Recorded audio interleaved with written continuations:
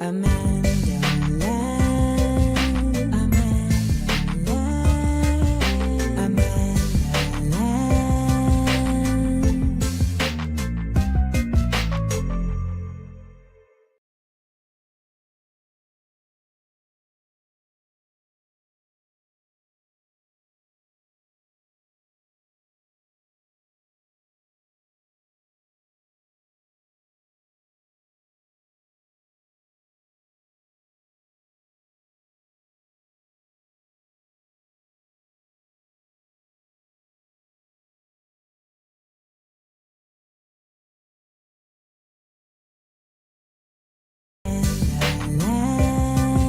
I have great news to give. Right now, over 15,000 people have applied to join the global Sumud Flotilla, our humanitarian, non-violent direct action mission to break this illegal, horrific siege of Gaza and to finally create a humanitarian corps.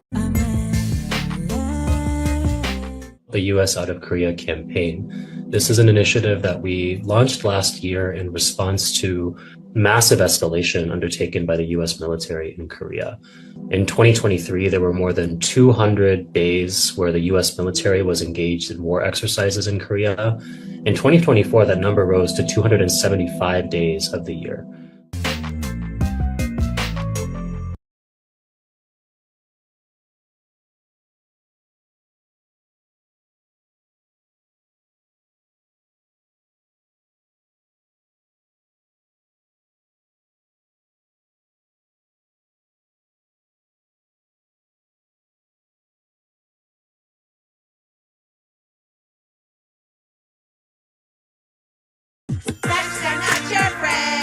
Good afternoon, children. I am LeRoy the Leftist, and I am here to teach y'all fascists are not your friend. They are not. Let me put on my gloves since we about to handle something real right now.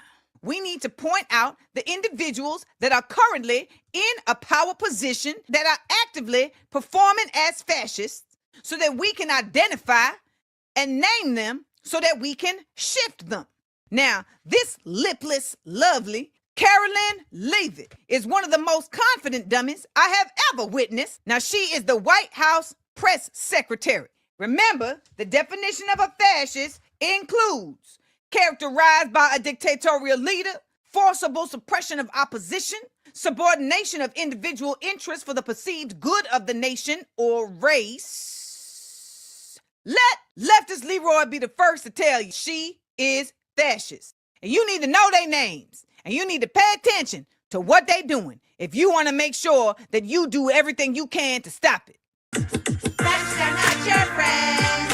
Fascists are not your friends. Fascists are not your friends. So you should name them. Name them. What's up?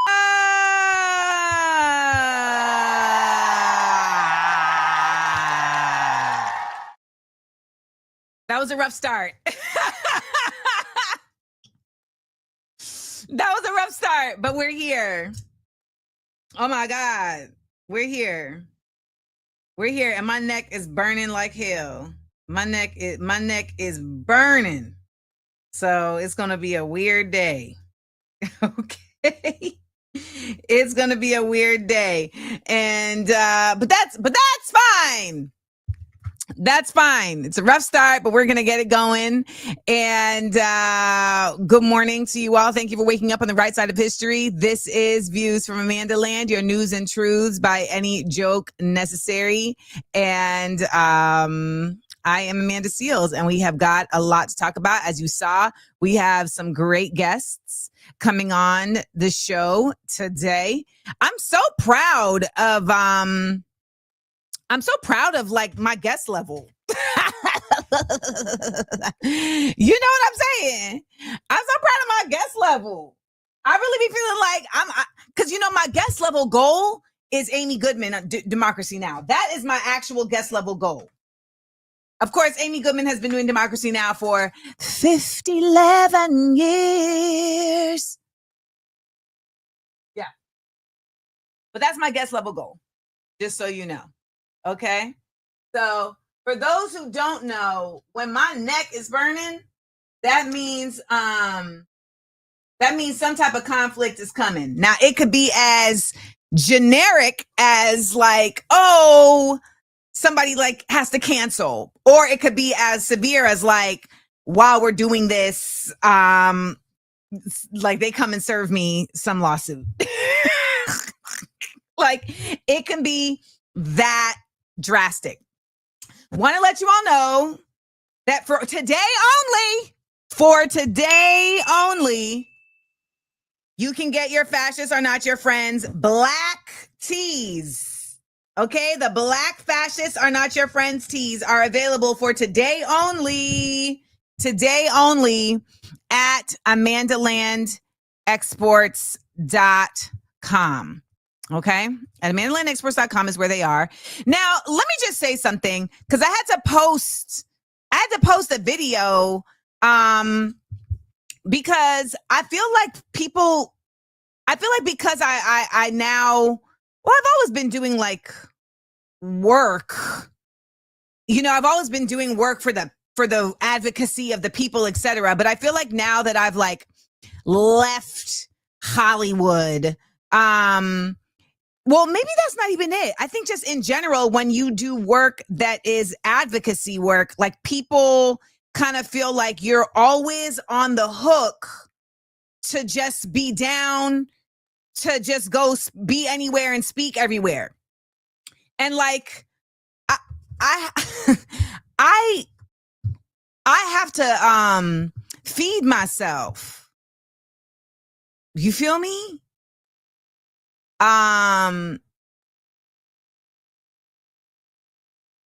The email said Black Fascists Are Not Your Friends tee. And I said, I know that's right, before I realized it meant black, as in that's funny. So actually, can I just play the video? I'm gonna just play the video for y'all real quick so that y'all can understand where I'm coming from. Am always deeply honored that folks want to hear my insights, want to hear me speak, want to be inspired through my words and my conviction and my passion. However, I am constantly asked by various organizations and institutions to do this for free. Now, this is not about capitalism, because I'm not looking to exploit. However, I am a merchant of my own gifts and my own skills. When you see jingles sang, I sang them and recorded them. When you see my videos posted, I edited them. When you see my graphics posted, I designed them. When you see artwork being sold, I drew that. This, on a creative level, is just me. And the way that I support myself is not through employment or investment or sponsorship. I support myself by literally peddling my wares, whether it is my art on AmandaLand Exports, whether it is my content on Patreon, whether it is my skill set in the world. So it is highly disrespectful to continuously be asked to come and speak from the heart.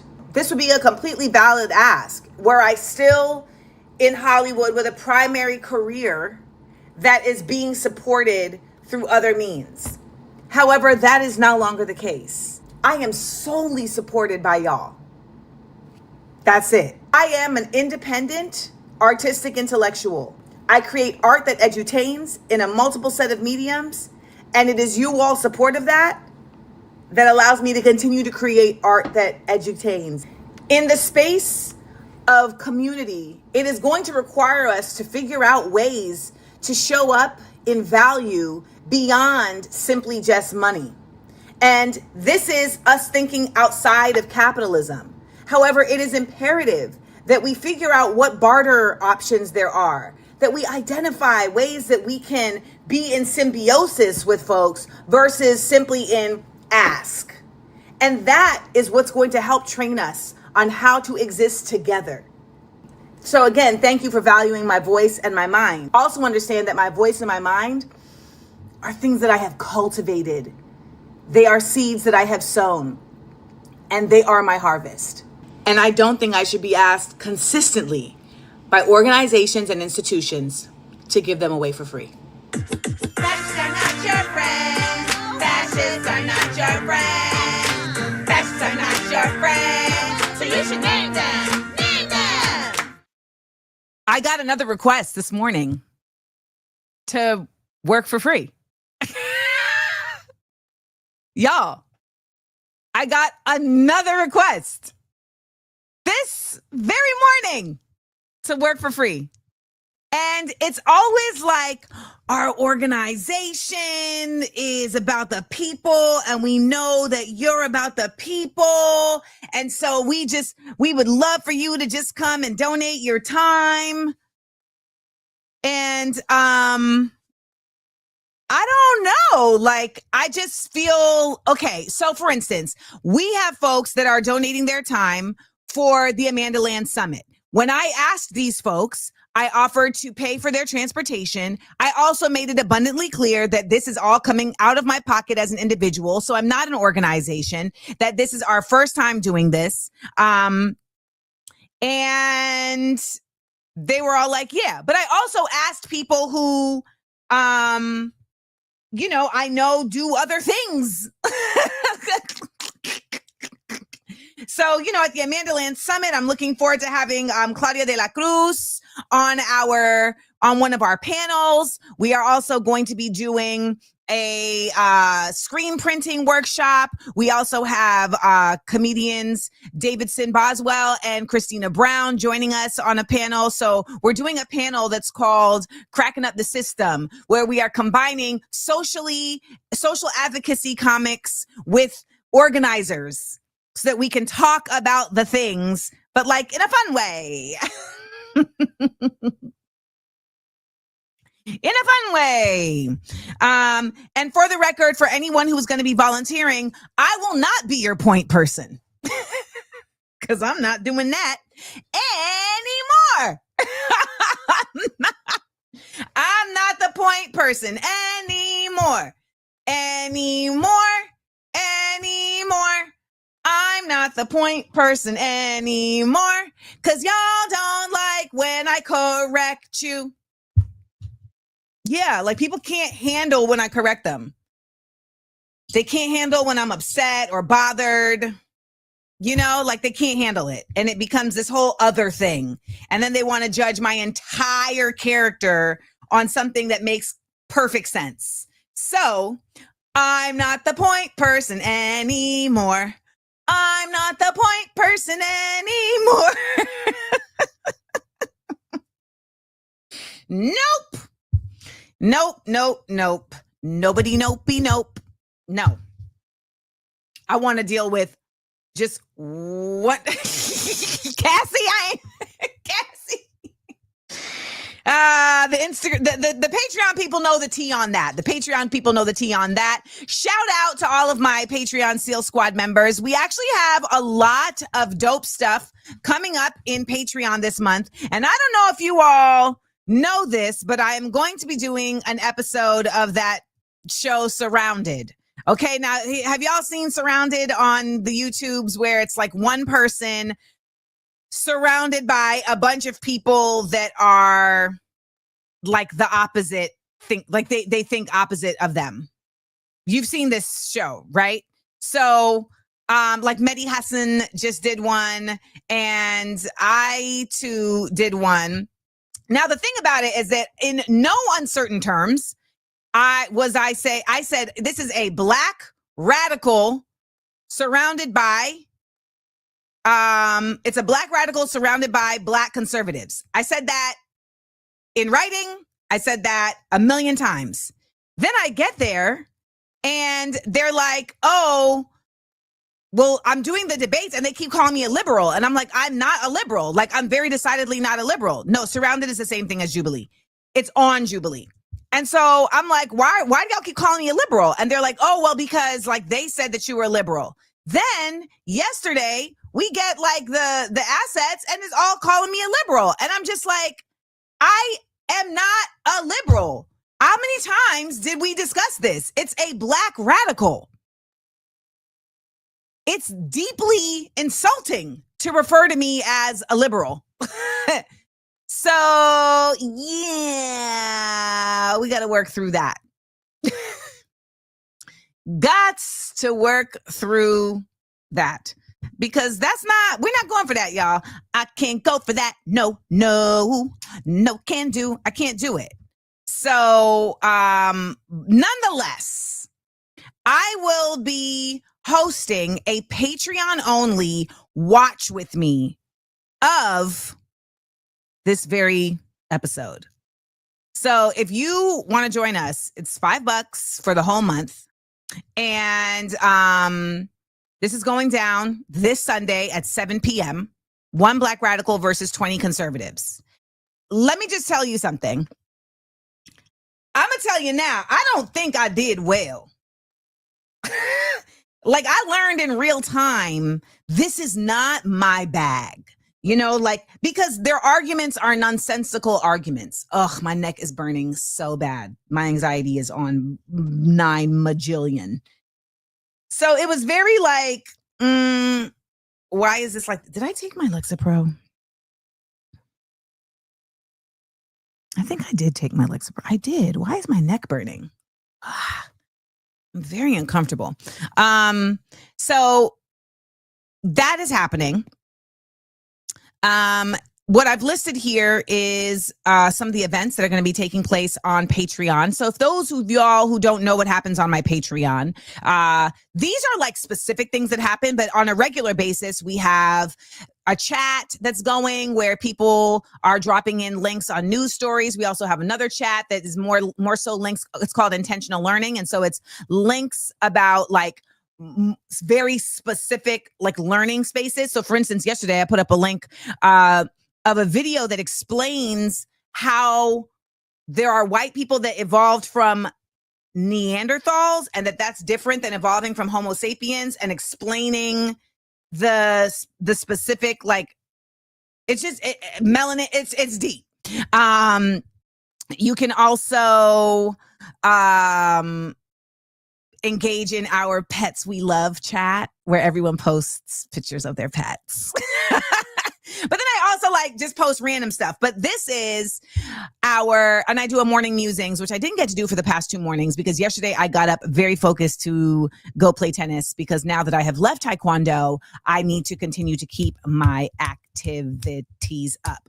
So we also are going to tour my new art studio because I'm very excited about this. And no, y'all are like, art studio? It's a room in my house. It's a room in my house that I have decorated and organized to do art in. And then on Friday, 8/22, we're going to have AmandaLand Exports Live, which is where I do giveaways, which is where I do, we're going to do like a quizzes and we're going to do auctions. Yes, y'all, I had to leave Taekwondo because my Taekwondo master came out his face.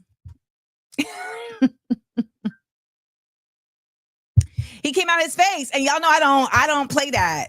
Manda don't play that. All right. The first time he came out his face, I checked him. What's funny is that I think something like literally the other day, y'all were like, but he's good, right? He's cool. And I was like, yeah, he's great.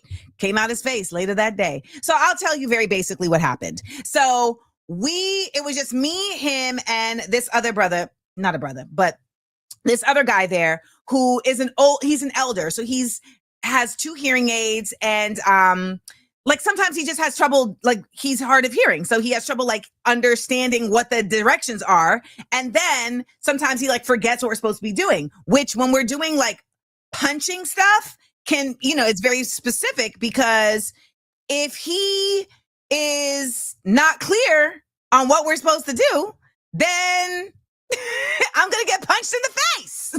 So what ended up happening was, okay, Thiago, I did not know that you were going to be able to come at 10:30. So now I'm going to finish this moment and then bring you on. So I apologize. But now, Thiago, I'm telling them about why I have to quit Taekwondo. So me and Phil are we're trying to figure out this punching combination. All right. So it's like pop, pop and parry. So he's got a parry and then I got a duck. y'all, if I don't get it right, I'm going to get snuffed in the face, or I'm going to snuff this old white man in the face. Neither of those things are that which I am interested in happening. Okay. I like Bill. Okay. So we're trying to figure this out. And Buddy is getting like mad, like anxious. And finally I was just like, yo, take a deep breath. Take a deep breath. Like, I feel like you're getting anxious. And he was so bothered by me saying that he walked away and had to like gather himself. But while he walked away, me and Bill still trying to figure it out. So then he comes back and he's like, you're not doing it right. I said, well, tell us how to do it right, because we don't know what we're doing. We're trying to figure it out. And so then he like explains to us again. So now we come back. And again, me and Bill, we jovial about it. We're lighthearted. We're having a good time. Blah, blah, blah, blah. So then I was like, okay, wait a minute. I think I slipped to the right and I was supposed to slip to the left. And he was like, yeah, because you need to take a breath too.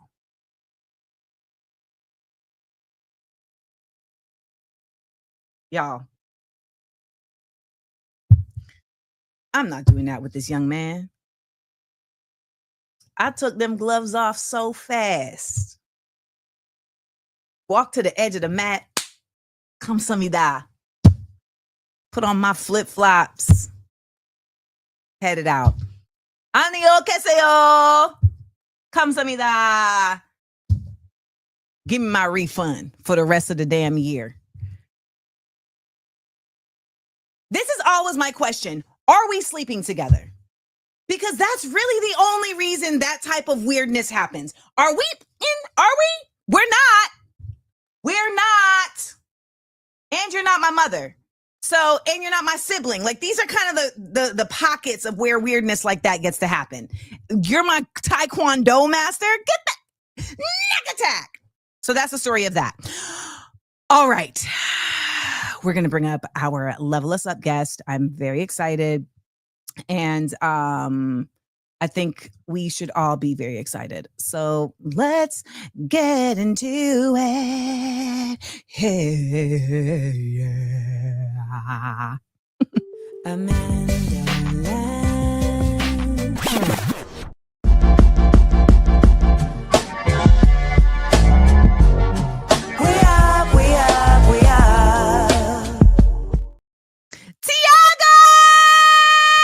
Hey, Amanda.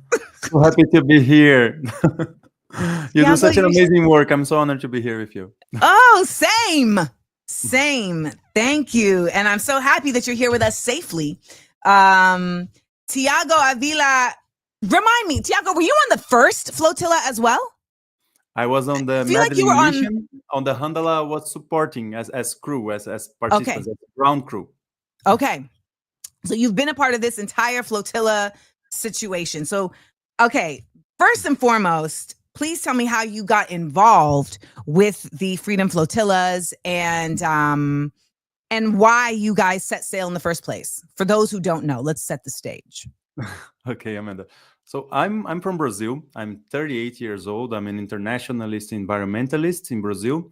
And I have my social media platform, YouTube channel, and I've been dedicated to the Palestinian cause for 20 years. That's when I became an activist in general. I'm a radical leftist activist in Brazil, and I always connected all the struggles against exploitation, oppression, and destruction of nature throughout the world, because the same system that enables the kind of inequality that exists in Brazil, in the United States, is the same system that generates the situation of the genocide of the Palestinian people.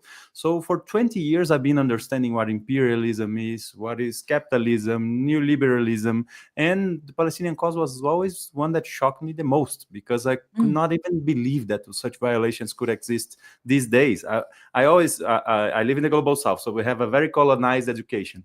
Yeah. So we are taught to learn, Amanda, the neighborhoods of New York through the TV shows, for example, and the rivers of Europe. And we don't hear anything about our own brothers here. I'm from Brazil. We don't hear anything about Bolivia, Peru, Venezuela, Cuba, Nicaragua, and any other countries. So that shocked me so much when I was 18 years old. And I said, look, I know everything about the U.S. cultural industry, and I don't know anything about my own brothers, about the indigenous territories, about the campesino struggles that happen here as well.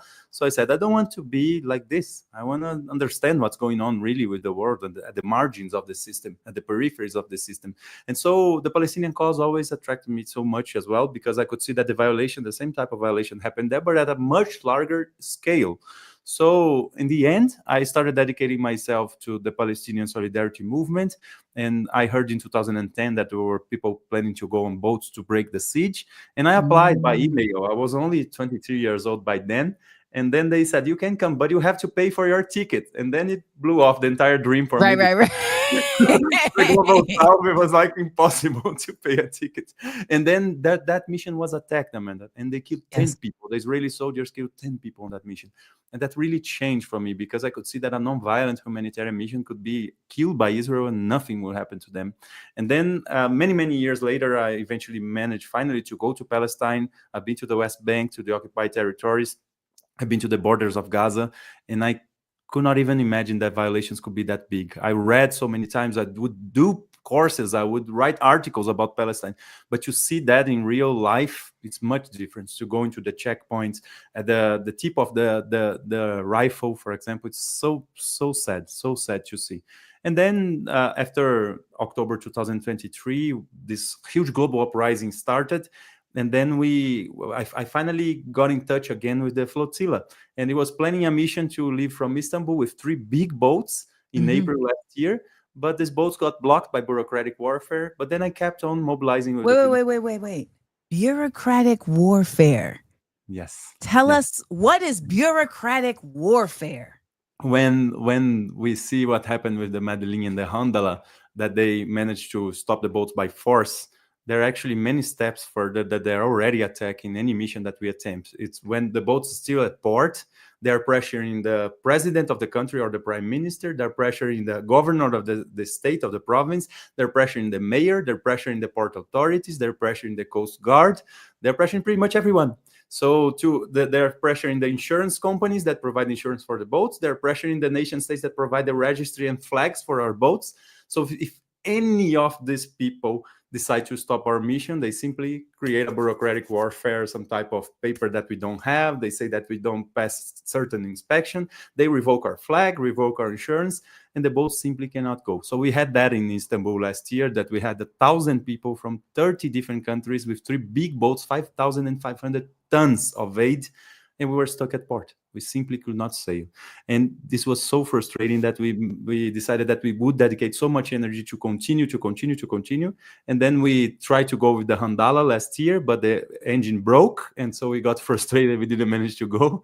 And then we trying to go with another boat, the Conscience. But then Israel bombed the boat between Malta and Italy, like 3.5 months ago. And then we only had the Medellin, the smallest boat that we ever had, only fit 12 people, just a short amount of aid, but we said we're going anyway. And then we went, but that happened is that since it was such a small boat, it managed to escape the bureaucratic warfare. We actually managed to sail. And once we sailed, then that huge effect came of the support, and people got so inspired by it and helped to mobilize and put what it should do, because it's not about us, it's about the Palestinian cause. So whenever we are on a mission, we try to say, people say, oh, you're so brave. And we say, yeah, okay, demands courage to do a mission like this, but nothing compared to what's going on in Gaza, to the courage that the Palestinian people has. And then we got arrested, violently intercepted, and then we got taken to prison. I went to solitary confinement, and then people say, oh, conditions was very bad. And I said, yes, it was bad, but it's nothing compared to 10,000 Palestinian prisoners in Israeli dungeons. 400 of them are children. So what we do with a mission like this is that we try to go in a solidarity mission to bring the spotlight to the violations that the Palestinian people have been suffering, not right now, not for 22 months, but for 8 decades of genocide and ethnic cleansing that structured itself into an apartheid colonial state, and which is led not by a religion, Amanda, but by an ideology, which is Zionism, which is racist and supremacist on its origin. So that's what we're trying to defeat here. So that's why we continue with the boat missions, despite the fact that they intercept. And now we have the biggest mission ever. And I'm so glad and so excited to be talking about this. I'm on my last 24 hours in Brazil, actually, before going to the mission to prepare everything. Well, let me just tell you, you have mastered your media training, because y'all, I didn't have to say anything. It was just right there. So you're in your last 24 hours. What have you had to do personally to prepare for this next global Sumud Flotilla? Like any mission, we need to bring all of our belongings, but we need to understand that we only bring belongings that we are willing to lose. Because in many missions, the Israeli soldiers, they steal everything that the person has. So we need to bring burner phones. We need to bring clothes that we don't care about losing. We need to bring medicine for not only for us, but also for donation. We need to bring pretty much everything that we can take for a 2-week, maybe 3-week journey at sea. And we need to bring our Palestinian t-shirts, Palestinian flags, the flags of our home countries as well. In my case, the flag from Brazil. And yes, we bring a lot of energy, to be honest. The preparation of the backpack is not the most important because people can go in pretty much any condition. But the reason I ask these kinds of questions is because there's a certain practicality to taking part in these types of experiences, right? And I think when someone sees someone like you, they may say to themselves, well, he can go because he's a master boatsman, or because he's an organizer and he's an experienced, activist, etc. And they immediately separate themselves from feeling like they can be a part of these types of movements or creating their own movements. And so sometimes I think it's important to just kind of discuss like the basic efforts to go, because I think it helps ground it for people in just the simplicity of what they may feel like is beyond them. Like you just named a very basic. You're absolutely right, Amanda, because in the end, most of the people that goes on a mission like this, they're going on the very first mission and they don't know anything. And to be honest, pretty much every activist is thinking like they are beneath what is necessary for this type of mission. So it's amazing how much the new liberal ideology makes people feel that they don't have the power to change anything. They only are there to sell their workforce and to consume and to compete. So they don't think they have the historical duty and the historical ability to change what's going on, to change the structure of society. You just said the liberal ideology. Can you talk more about that? Because somebody called me a liberal and I was very offended. Yes. When I talk about neoliberal ideology, is the idea that this come at the end of the 80s, for example, pretty much at 70 to the 80s, and they created this economic system that brings the idea of diminishing the part of state activists in economy, for example, but also bring a lot of new behaviors in society. So people need to accumulate more material goods. They need to speculate in the financial market. They need to create and change the view of success and abundance on people. So now you don't feel successful and abundant in your life if you have love and you have the respect of your community, but if you have material goods and stuff. So like hyper-capitalism going all the way. And so they bring this to the individual level as well. They say that you are nothing if you don't consume. They say do this through advertising and through the cultural industry as well. So people start to thinking that only way of finding success in this life is through consumption, through competition, through individual behaviors, when actually it's unachievable for the vast majority of the people in the system. So we try to change the patterns. And when we say we go against new liberal ideology in the idea of success and abundance, is that for us to be in our community with the way of life of our community, in their good way of living, of that every originary culture and people they have, it's a much better way to find abundance and in harmony with nature, in harmony with your community, without competition, much more based on cooperation. So that's what we try to defeat when we talk about this new liberal ideology. I don't think you're liberal at all. Thank you. I greatly appreciate that. So tell me about the Sumud Flotilla and how it's different, and what the plan is, or however much you can tell us. Yes. So what happened is that Israel has been intercepting our missions, the last two missions that were very, very public, the Handala and the Medellin. And people were saying, look, the problem is that we are going in just with one boat. If we had more boats, we could change this. We could maybe be in a different situation. But the problem is that getting boats is very, very hard. So we were trying for a long time to get more boats. And now we finally did. So what makes it very hard? Just people not wanting to volunteer their boats? Is it that basic? It's never the volunteers. They're always dozens of thousands of people willing to go on the boats. But it's always the structure. Bureaucracy. Yes, the boats prepared. They need to have their flagging. They need to have their insurance. They need to. Can you tell me about the flagging thing? Because that was something I was learning about. What is the situation with the flag? Because it didn't like Malta take their flag back or something on a boat. Yes, yes. We had so many histories of Israel actually trying to stop our mission, and they do this using third countries, that they ask for a third country, they pressure the country to revoke the registry of a boat. Because every boat, Amanda, that wants to sail in international waters need to be registered under a certain country and use a specific flag on top. Okay. So if you have this registry, you have the right to use this flag on top. If they cancel the registry, you have no flag. Therefore, you're sailing stateless in Is international that like a waters. pirate? Is that what makes somebody a pirate? Yes, and then you have a lot of difficulty to dock anywhere else, to get assistance, to bring anyone on board. So you'll be brought into illegality in a certain way. Yes. So what they did on a boat that was bombed 3 months ago, the Conscience, is that Israel pressured the government of Palau to revoke the registry when the boat was on the water in international waters, which is very, very weird to think, because where would this boat dock if they revoke the registry? Right. So they're doing something very severe. And what happened was even worse. They coordinated with Palau. The Palau revoked the flag, and 6 hours later, they bombed the boat. So the boat was not even registered in any country, because when you register under a certain country, you have the idea that you're protected by that country as well. Because why would Israel bomb a boat under a UK flag, for example, or any other country? So they use this as a tactic, not only to stop the boat through bureaucracy, but also to leave this boat unprotected, to bomb or to attack or to do anything bad. So that's what happens with the flag. That's why we are very concerned about the registry of our boats all the time. So the Sumud Flotilla, right now, we have so many people and so many boats that we have many, many different country flags, that we're going to be putting pressure in many countries at the same time to maintain our flag, not to be complicit with the genocide and to stop a humanitarian mission trying to deliver life-saving aid to Gaza, but also not to be complicit with Israel in any way. The country should be breaking relations with Israel, not obeying them to stop a mission. So right now, we are at the verge of departure of the biggest solidarity mission ever attempted since the siege on Gaza started 18 years ago. So 18 years ago, we started the siege. On the very next year, the first boat mission started to try to get to Gaza. The first 5 missions, they managed to get to Gaza, and all the others, 32 missions, they got intercepted. So there were 37 boats that tried to make this journey, and the Handala was boat 37. But the problem is that there was no media broadcast. Internet was very different by then. So most people don't really even realize that this mission was happening. I had no idea, yeah.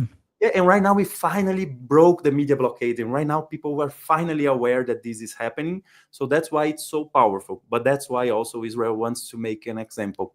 So we really need right now to bring all the collective effort, all the visibility, not for the mission itself. Of course, visibility means safety for the people on board, but for the situation of Gaza, because this mission will never be successful if people just manage to get home safe and alive, because we have a political objective, which is to open a humanitarian corridor. So by bringing visibility to this mission, you're bringing visibility to the illegal siege of 18 years and to the dire need to open a humanitarian corridor. That's what we're trying to do. So on August the 31st, we are departing with dozens of boats from Spain that will be joined on September the 4th by dozen more boats from Tunisia and other countries, and we go all together. So this time we're going very, very big. And we're mobilizing in the streets as well at the same time. And so why has it been easier to get the boats through this time? Because like countries like Spain have ardently decided we're against what's going on? It's because since the Medellin and the Handala mission, people understood that this is a very powerful tactic to use. Okay. But it needs collective effort. So now the communities are willing to fundraise and to donate. And there are people with boats that they say, I want to give some meaning and some sense to this boat. And they donate the boats. So it's amazing to see. Like this boat is just sitting here. Let me put this boat to good use. Got it. Yes, yes. So it's beautiful to see, Amanda. We're seeing something that's unprecedented in solidarity, international solidarity, because some people that started seeing the worst atrocities that they see on their cell phones every single day, children being starved to death, hospitals being bombed, shelters, schools, homes, they are now also connecting that to their way of life and to the way they consume. They're connecting to their civil liberties in their own country, the right of free speech, the right to access through information, through social media or through the media. So this is becoming something bigger. This global uprising is becoming something bigger. It's becoming not only anti-Zionist because Zionism is committing a genocide, but it's becoming also also anti-imperialist and anti-capitalist in so many ways. So this can change the course of history. That's why I'm so excited about it. I mean, we can feel your excitement. Like it's palpable, and it's really beautiful, because I feel like so many of us are just so dejected in feeling like what can be done, what can be done, what can be done. You know, like I'm talking to people in Gaza and they're saying, you know, you guys have to do something. You guys have to do something. And for folks in the United States, like there's stuff that's happening right now to them in the United States, right? With the immigration stuff and with DC being occupied, et cetera. So there is so much that is being used as a distraction. And then there's so many folks that are uneducated about these connections that you're saying, that you're talking about. So it's like you're trying to teach people and mobilize people and activate people in like a very short amount of time, like very effectively. And it's doing the work that you guys are doing that I think helps to expedite that. Yeah, I think we really, there's this person, very important in the history of revolution, which was Frantz Fanon in the independence of Algeria, that he would say that every generation, despite being confused as any generation can be, they have a historical task. And it's the duty of every generation to fulfill it or betray it. And I'm very convinced, Amanda, that our historical duty is to stop this horrific machine of destruction, which is this system that has the genocide in Palestine, the most visible violation, but also promotes so much suffering in the US, in Brazil, in anywhere else, that we need to find a solution. While we still have the possibility of reversing climate disaster, while we still have the possibility of preserving our communities, we need to improve our sense of urgency, because what are we going to do? Are we going to wait until it's right on our next door? And it's in so many people's door already. So what are we waiting for to do this global uprising? What are we waiting for before stopping Trump, before stopping Netanyahu? We really need to rise up.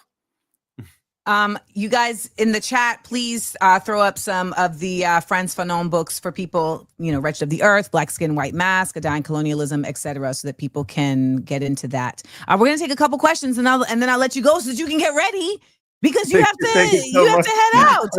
So the first question is from Vivenecia 7953. Mr. Avila, does that mean the ships that are going to sail soon are all smaller vessels?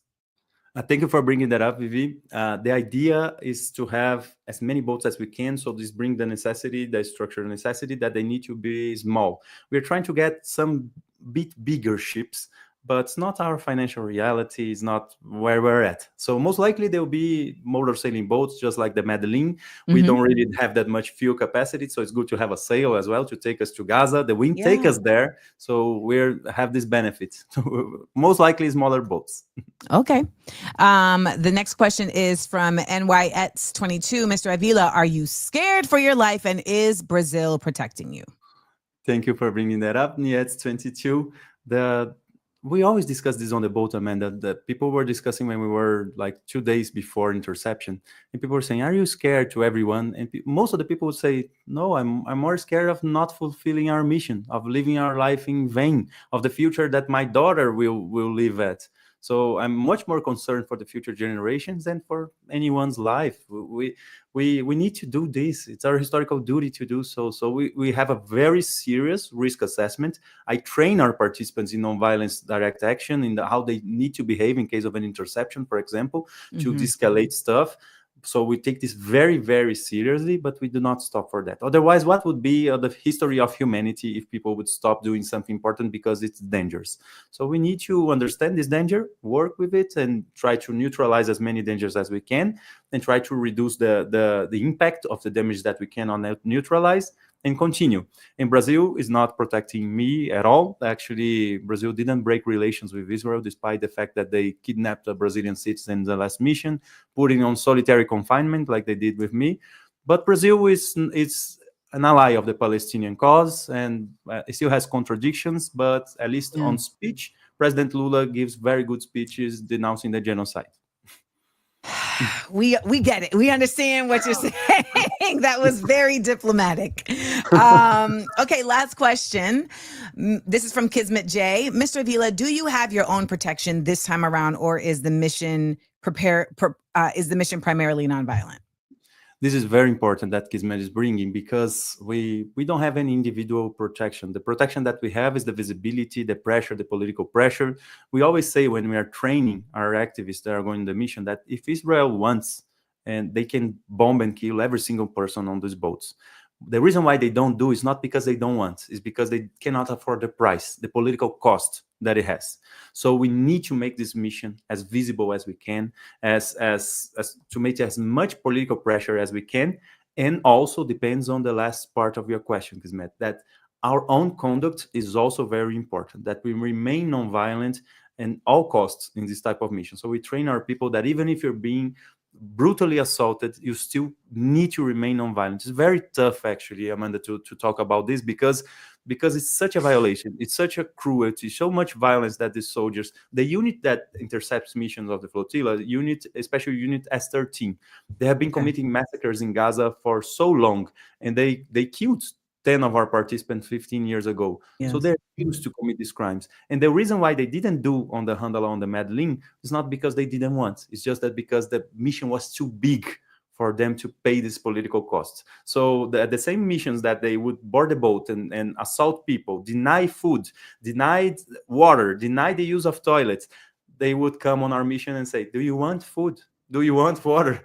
Because we got too big for them to try to pull that up. So remember, we had 37 boats trying to get to Gaza. All the other missions, they would say, they are Hamas terrorists bringing weapons to attack Israel. And this mission got so big that they could not pull that up. But they would say that Greta was bringing weapons to attack right. with the frog hat. So they could not say that. So they changed the discourse. They said, instead of saying Hamas terrorists bring weapons to attack Israel, they said, a selfie boat. They're doing this to show off. They had to change. Yes, I did see that. I did see the selfie boat. So that's, to be honest, we want to put them in this kind of controversy, that they cannot pay the political price of killing all of us. But we cannot stop for that. So we need to go anyway. So people are asking, is it too late to join? I'm assuming yes. But how can folks be a part of helping to increase this visibility, which increases your safety? That's amazing, Amanda. Actually, it's not too late to join, because this time is a different type of mission. We still have the registrations open until the 16th, until this Saturday.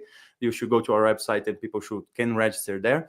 But also, we have a situation that this time we are not counting only on the boats and political pressure online.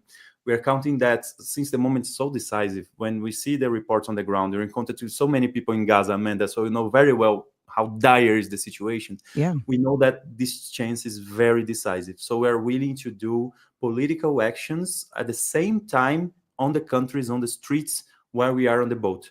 So we're planning encampments, demonstrations every single day, because we need to increase our chances. We don't know what's going to be left of Gaza if we wait one more month to have another mission. So we are going all in right this time. So we are inviting everyone to join the mission, not only on boats, but also on the mobilization. Because the idea that we dream about this is that not only we open this humanitarian corridor, but also that this creates an internationalist mass movement that could call for global days of action, that could mobilize the energy of so many people. I'm sure you have hundreds of thousands of people that follow your platforms that say, I want to do something, but they don't know what. So we need to have a way for people to channel their energy. So it's our duty as well to create these platforms, these structures. That's what we're trying to do. So please join, please, everyone, not only follow us, but join us this time.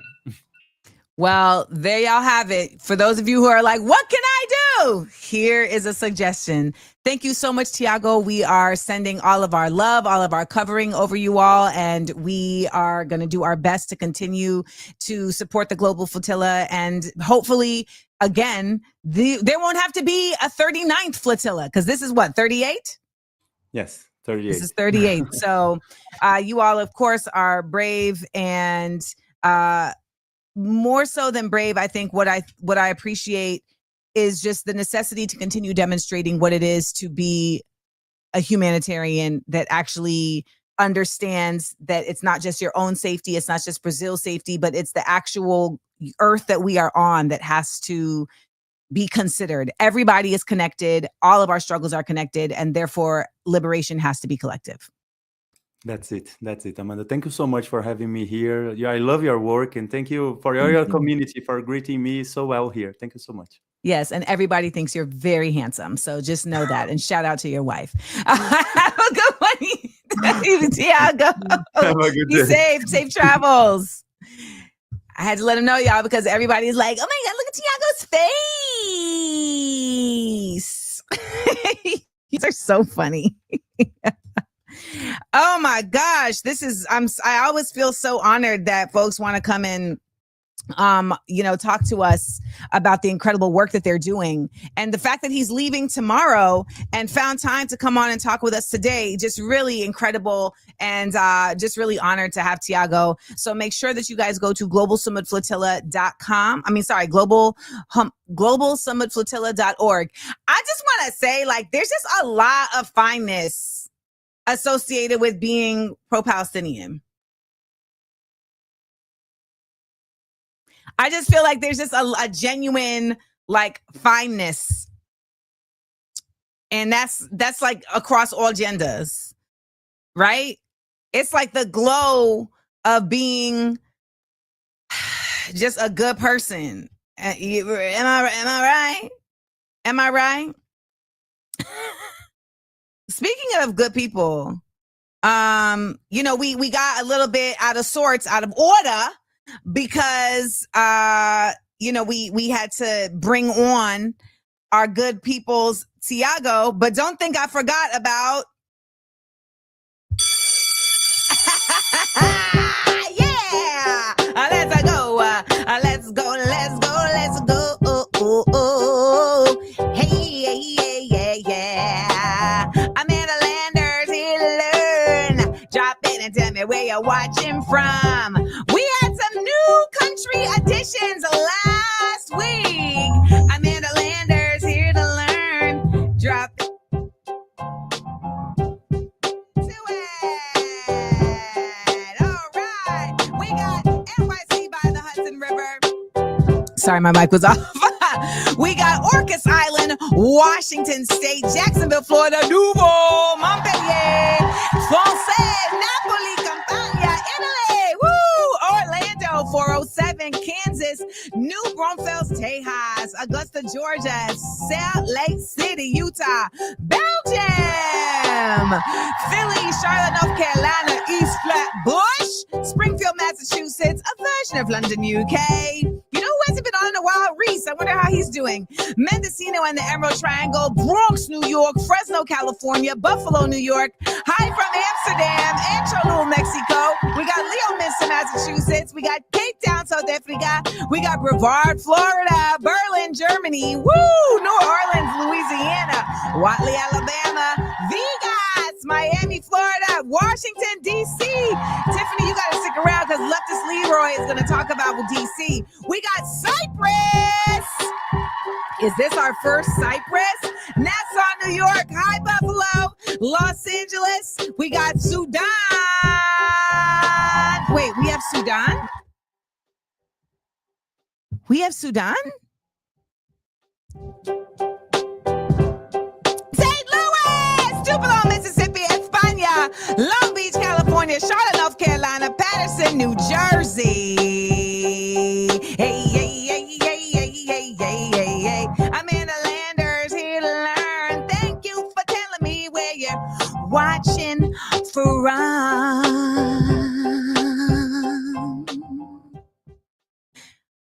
Are they in Sudan?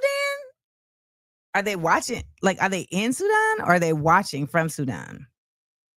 I actually went to see the film Sudan Remember Us, and I was genuinely blown away because I did not know about the culture of poetry in Sudan.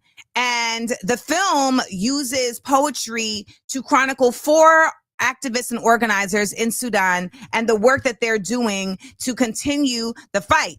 And the director, Hind Medeb, I got to interview her in a Q&A at a screening that was put together by Watermelon Pictures last weekend at DCTV Firehouse here in New York City.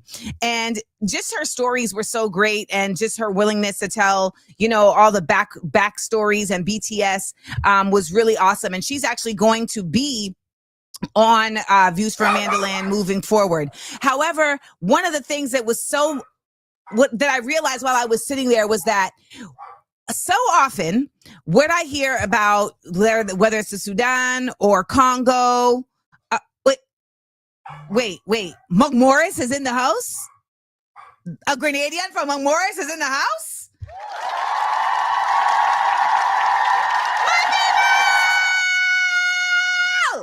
That's not just Grenada, that's my village. Okay, so one of the things that was really incredible that I really put the dots together on is that I hear all the time the narrative that folks are not talking about Sudan and they're not talking about the Congo because they're Black.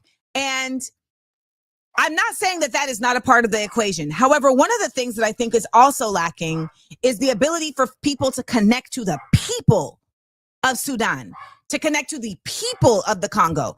What's happening in Palestine was not front page news. This has been happening since 1947. In recent time, it became front page news because Israel overplayed their hand and thought that they would put this whole fake BS together around this narrative of October 7th that ended up blowing up in their face because people ended up doing more research and saying, well, hold on now, this didn't start on October 7th. And that is what actually started to really uptick people's interest in not only understanding what's going on in Palestine, but then also listening to Palestinian people tell the story, because they were like, no, the folks on mainstream media are not telling the truth. We need to go to the source of the people.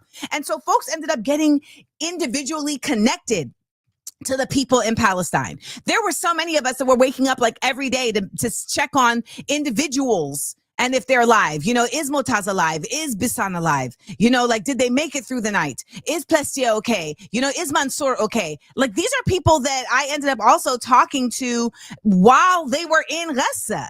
So in this film, I feel like for the first time, I got to connect to individuals in Sudan.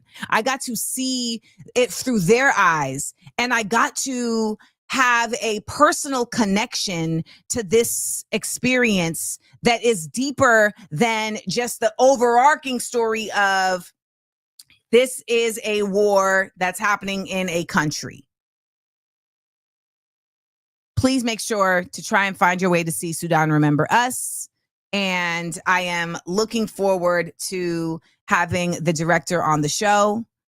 And I don't know about y'all, but I haven't been able to connect to any folks in Sudan that are chronicling their experiences on the internets. I know folks that are Sudanese that are talking about what's going on, but if you know pages like that, please tag me or DM them to me so that I can, better connect to that. And the story of poetry as it relates to Sudan is so incredible. It's fascinating. It's invigorating, and the way that they are using poetry and have been using poetry is one that I think is a story that I think needs to be much more amplified and can create a lot more relatability that I think is really needed to get more folks to attach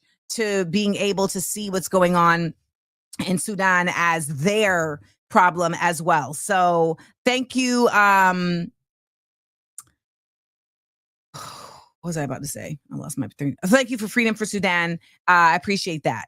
So I'm also working on putting together a segment that will happen once a month where we will have correspondents from the motherland, from the continent, who will tap in to give us a rundown on what's going on in the continent. And so that's something I'm working with the people from African Stream on, to be able to continue to expand our global consciousness. And, in a perfect world, I'd be able to get someone, I'd be able to do that with everywhere, right? Like I would love to be able to do that with not only the continent, but also in Asia, also in Europe, also in South America, also in Central America and the Caribbean. But, you know, we'll get there, y'all. We'll get there. So really excited to be able to continue to bring you guys that and continue to expand our minds while connecting our network of folks that want to see change in the world. That's really what it is. Folks that want to see change in the world. All right, so let's get into our word of the day. Yeah. The word of the day is abstemious. It's an adjective. To all of my folks that are listening on the podcast, the word is abstemious, and it is spelled ABSTEMIOUS. We are in our second hour. It's 11 a.m., by the way, and we want to shout out everybody who's just joining us. Shout out to also Thiago Avila of the Freedom Flotillas, and he just joined us to give us some great insight on the Sumud Flotilla and how these flotillas happen and what are the reasons why they end up not happening, but now they are happening. So that was really great. Let's understand what abstemious means. It's an adjective, moderate, sparing. So what I would use abstemious to mean is, even if the dictionary definition of liberal is about welcoming other ideas, the political reality of liberalism is grounded in being abstemious about attacking issues that actually require extreme response.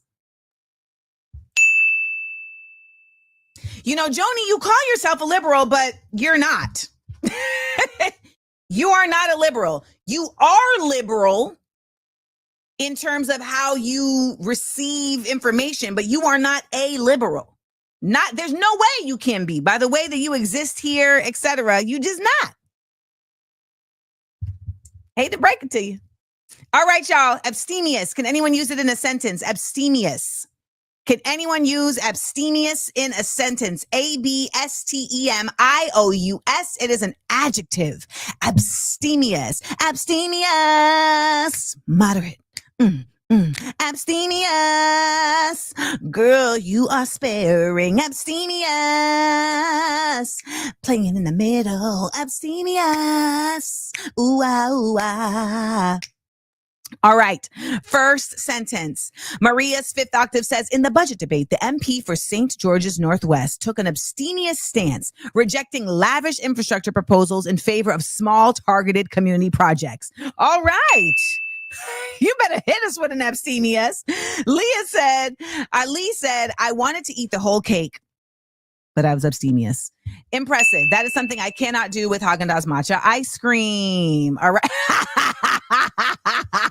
Melissa said, someone release the abstemious files. You guys are the best. Iron Camellia said the abstemious coverage of Palestine over the past 8 decades resulted in a loud ignorance about the realities of Zionism and what is incorrectly labeled as terrorism. Accuracy.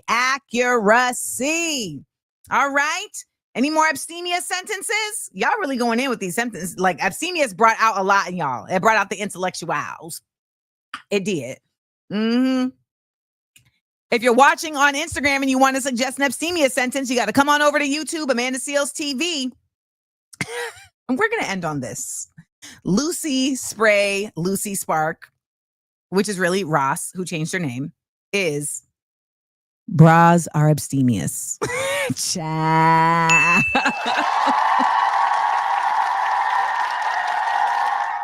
Yeah. There we go. Abstemious, moderate, abstemious, sparing. All right, are we ready to get into our question of the week?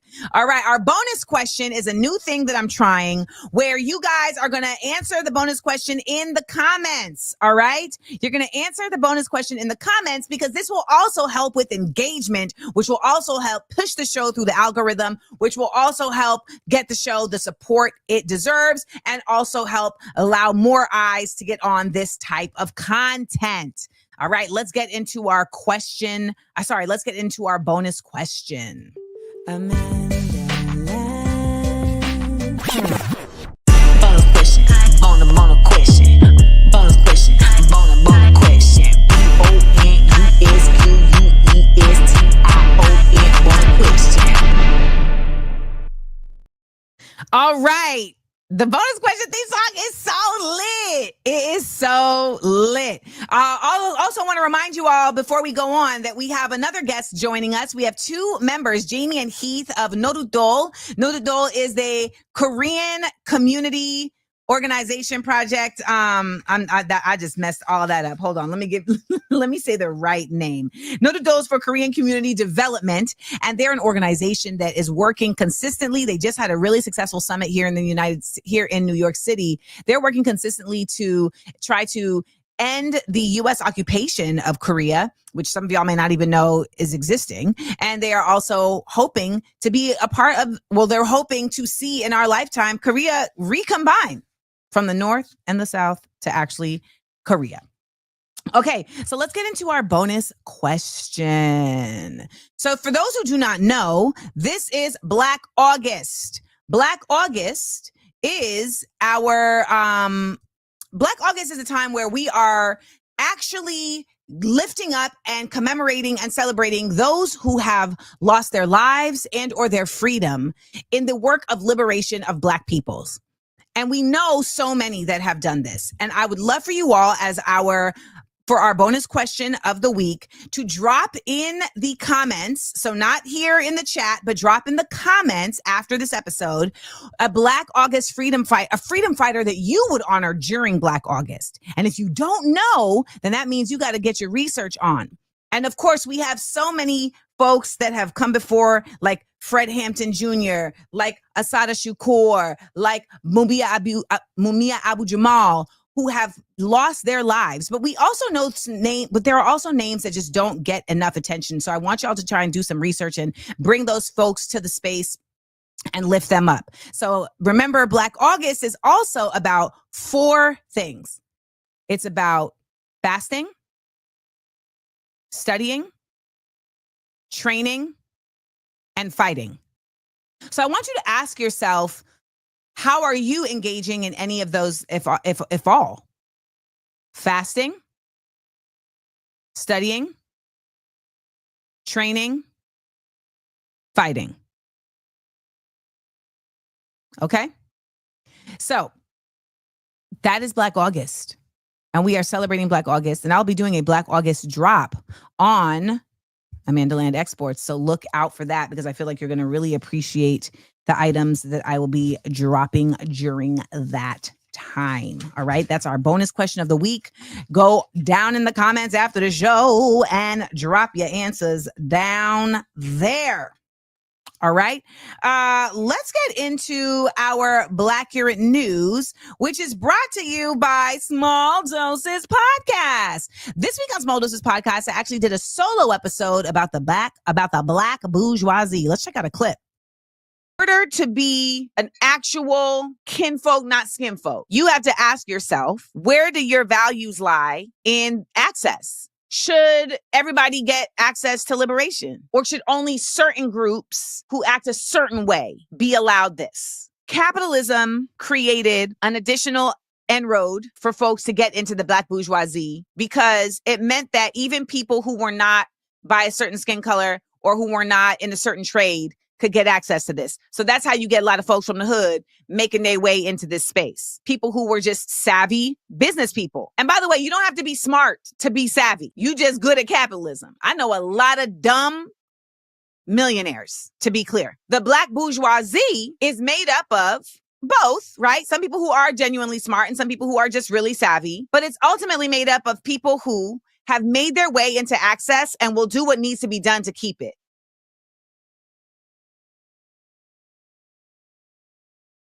Be listening saying, but Amanda, you're a member of the Black bourgeoisie because you have money. Having money is not the same as being a capitalist. I am not willing to exploit people in order to keep my money. The Black bourgeoisie are willing to exploit people in order to keep their money, their position, their access. Look at Clarence Thomas. Clarence Thomas is somebody who said, I will weaponize my Blackness against Black people in order to have access, in order to give my children access. These are just names I'm naming that you recognize. However, I think it's worth being able to really identify amongst your peers, amongst your family, amongst your community. Who do you feel exists within this class? How do you feel about this class? Do you consider the petty bourgeoisie to be a goal? Because what I consider it to be is a literal class of Black people that have been created to be the impediment of elevation that will ultimately dismantle white supremacy.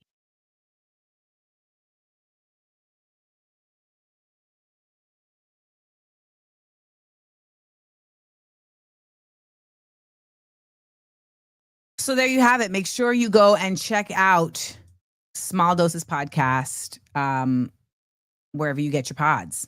All right.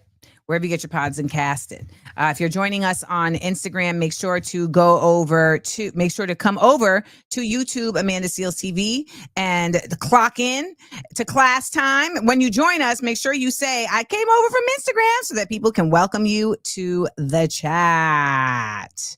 All right. Now, let's get into our Black Current News, because baby, we got a lot that we got to get into, and I don't want to take up any more time. Black Current News. Politics. Black Current News. Pop culture. Black Current News. Sports. Black Current News. Justice.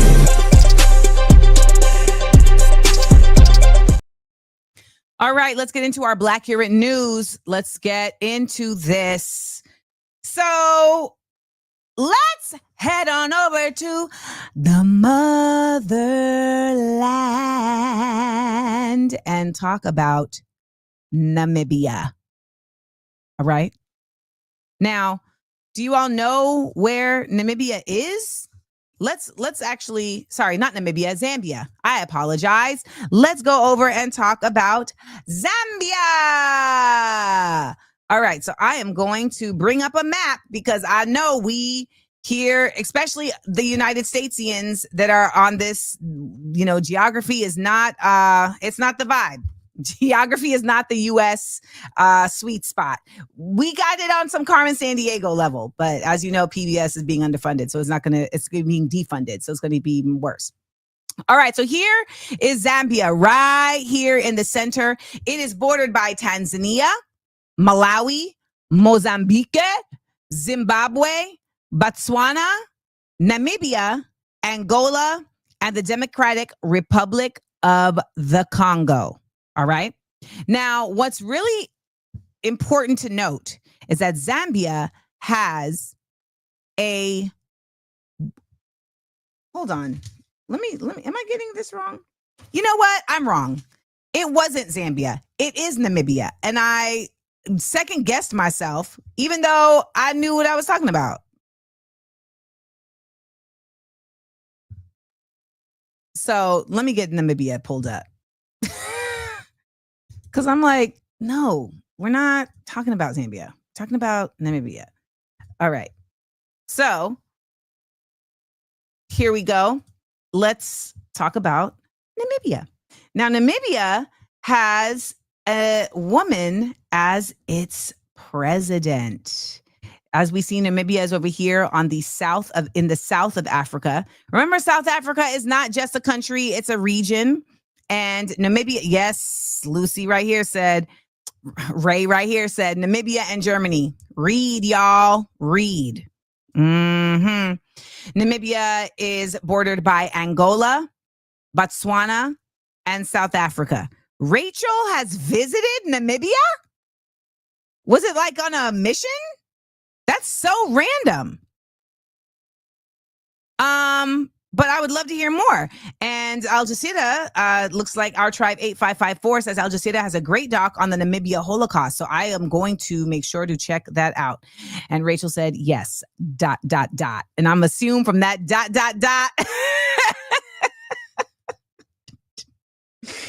Rachel, I'm going to assume from that ... many things, because, you know, these missions be really many things.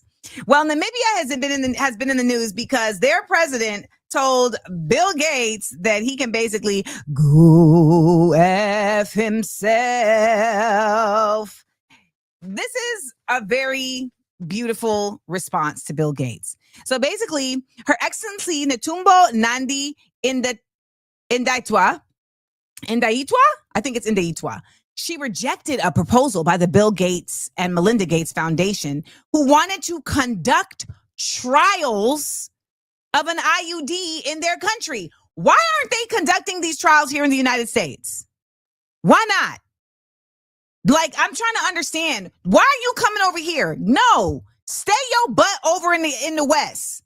So, you know, an IUD is inserted into the woman's vagina, and then it sits basically at the base of the cervix, and it's supposed to let out hormones to stop you from getting pregnant. Side note, I don't know if anyone here has ever had an IUD inserted. Oh. That was the most painful experience I have ever had in my life. Like oh, it's in the uterus. I thought it was in the cervix. It's in the uterus. Okay. Oh my God. Like, my vagine right now is literally like, don't talk about that. We have PTSD. Okay. That was not even offered the nitrous. She was like, all right, we're going to insert this. And I nearly there was almost violence. There was almost violence. It was so painful. It's so painful that immediately after, you go into denial, because it can't have been that painful. There's no way it could have been that painful. Like I almost punched the nurse because it was like, ah! Like, it was insane. Jordy just looked at me like, ma'am, it was insane. So then I was like, you know what? It couldn't have been that painful. Amanda, you know, I don't know if you've ever plucked a hair on your toe. I remember my friend Julia Kebbel coming to school one day and being like, have you ever plucked a hair on your toe? And I was like, no, why would you be plucking a hair on your toe? She was like, well, there was a hair on my toe and I wanted it gone. And so I plucked it. And she was like, it was so painful. And then immediately after, I just didn't believe that it could have been that painful. I thought, you must be over exaggerating. She was like, so then I plucked the next hair and it was actually that painful. Same exact experience with the IUD. Same exact experience. When they did it the second time, I nearly, like, I'm not proud to say this, but I damn near like kicked the physician away from me. And when I got back to the car, because my ex was waiting for me, and I got back to the car, I was like, so yeah, we staying on this low estrin. We're staying on this low estrin. So the president, Nandi Ndaitwa, she is, by the way, the first female elected head of state. She denounced this plan and said it is an affront to Namibia's dignity and a threat to its population growth, which is what you guys have been talking about here in the chat. Actually, let me put this chat on screen, baby. She said, Namibia is a nation of modest size with a population of just over 3 million. If any country, are y'all ready? Y'all ready for her to come? Are y'all ready for her to come? Are y'all ready for her to come with it? If any country should consider measures to curb population growth, it ought to be nations like the United States, with over 347 million people. Any attempt to hinder or suppress the growth of human potential in Namibia constitutes a grave injustice to our people and their future. Yo.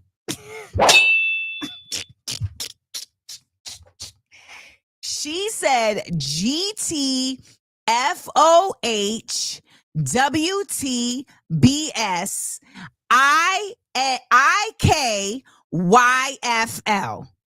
That's what she said. She said all of that.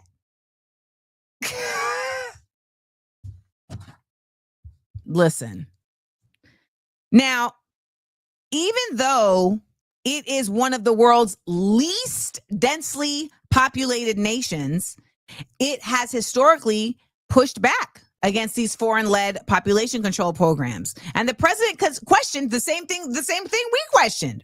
Why are you targeting African countries with these trials rather than densely populated nations with larger environmental footprints? So this brings us to how everything is connected, right? So she says with larger environmental footprints. Now we know that the global south is who is absolutely getting the brunt of the climate affecting problems that are coming from Europe and the United States. These densely populated nations are the ones burning the most fossil fuels. They're the ones doing the most fracking. They're the ones using the least, at making the least effort at actually using sustainable energy. Yet, they are trying to control population control. No, population control in those nations is what should be enacted. In addition, because it is a part of the effort to quell the adverse effects of doing all of those things that are causing climate change. Why are you coming down here when we're already in the global south taking the L for your BS instead of addressing your BS?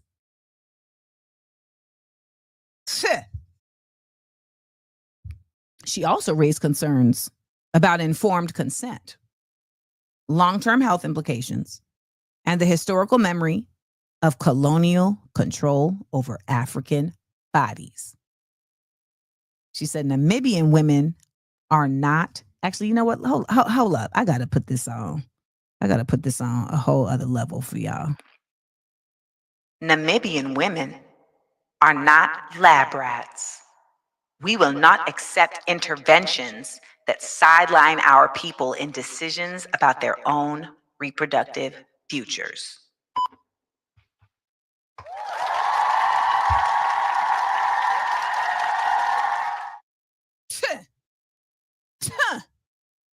Okay. So big ups to Namibia. And also, it's really incredible that they have a woman at the helm of leadership who's going to have a personally sensitive awareness about this, right? You know, who's going to be able to align with her population, with members of her population who, you know, in the past may not have been centered, may not have been considered in the same way.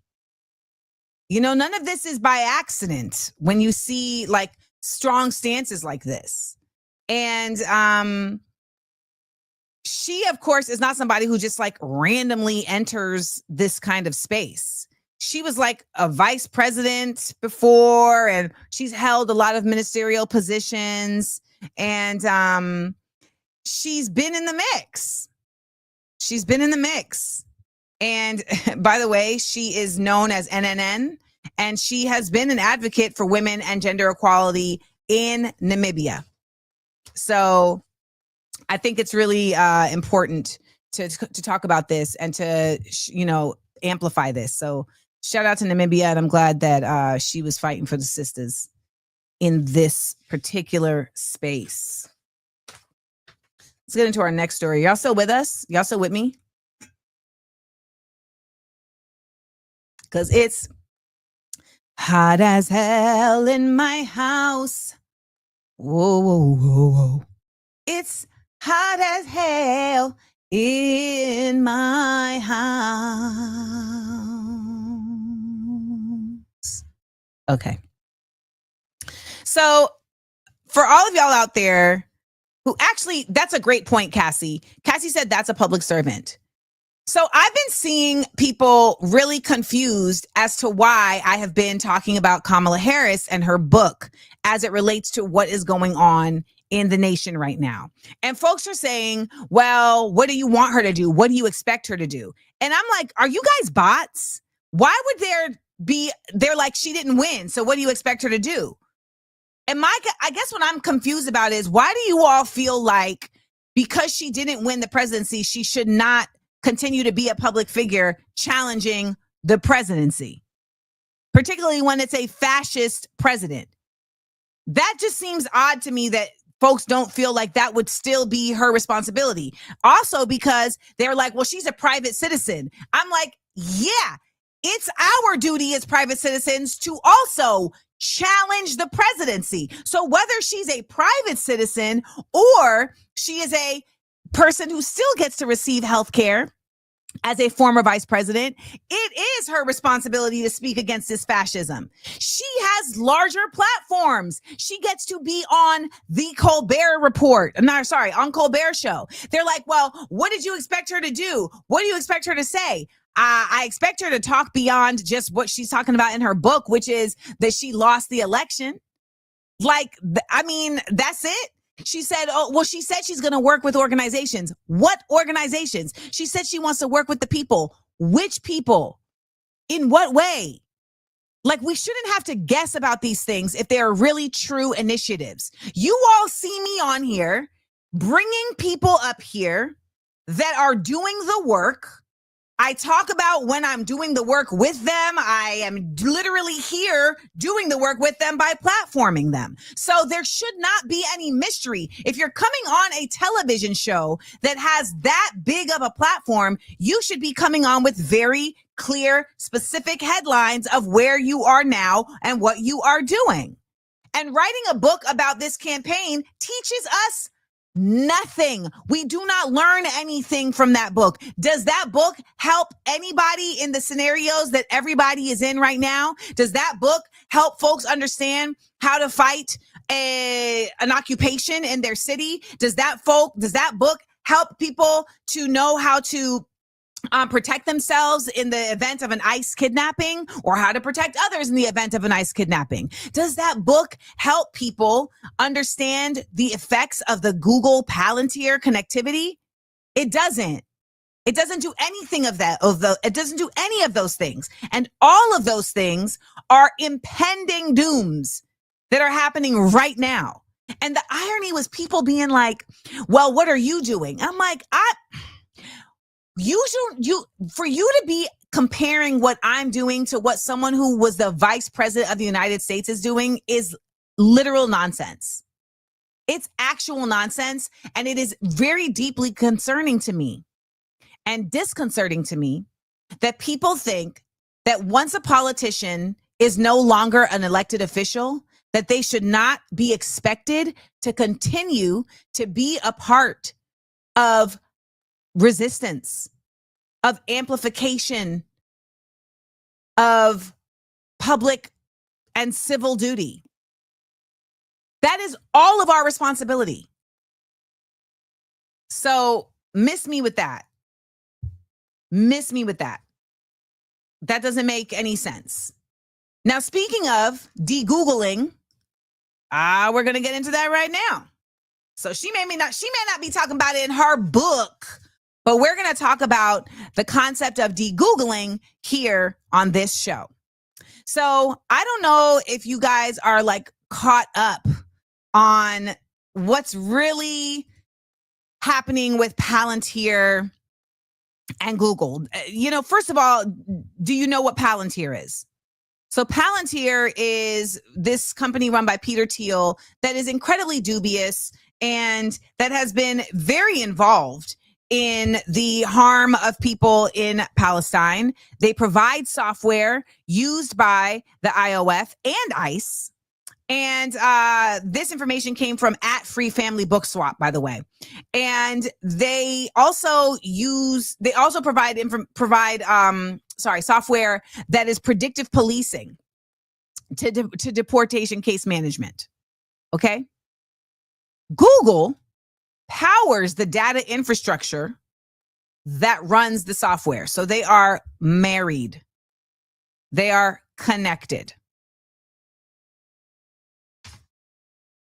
Google now participates in Project Nimbus.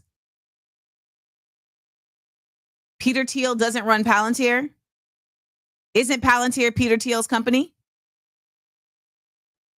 Hold on now. Somebody's doing a fact check. So let me make sure that I am giving the correct information. Peter Thiel co-founded Palantir Technologies and remains its chairman. Why do y'all be arguing with me? Why do y'all be trying to correct me when I'm right? Why don't you Google and make sure about your stuff before you correct me? Okay? Because I be in flow and then I don't want to say the wrong thing. So then I will stop what I'm doing to correct myself. But then it turns out I'm actually correct. Peter Thiel owns and co-founded Palantir and remains its chairman. Don't make me second guess myself. Now their CEO is apparently worse. Nonetheless, Frangor, don't correct me again unless you Google your info first. As I was saying, Google participates in Project Nimbus. Project Nimbus,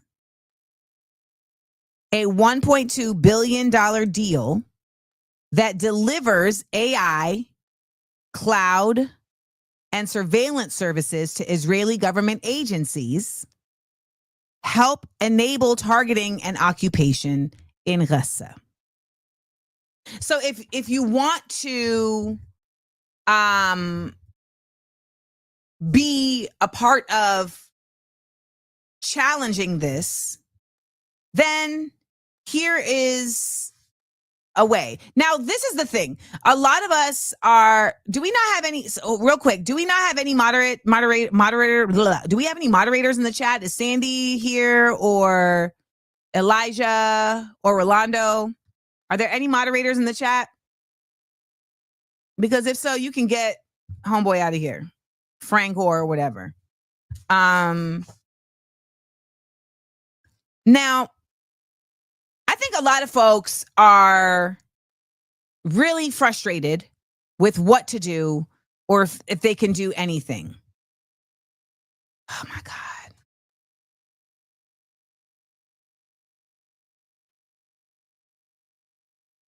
So I just banned Frangor when I said,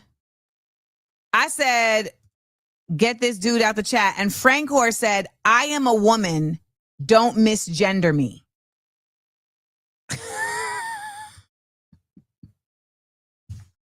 Y'all, when I tell you folks be so damn extra,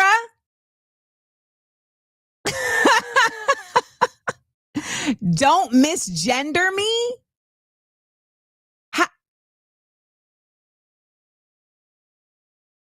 How? Listen, the way that folks are so extra, you have no profile picture. Your name is Frangor, so I don't know what that is.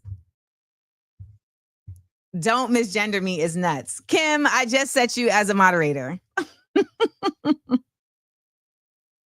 But again, the specifying of what a CEO runs the company while undermining the reality that an owner and person on the board is ultimately going to have decision-making power is a nuance that is not helpful in this conversation.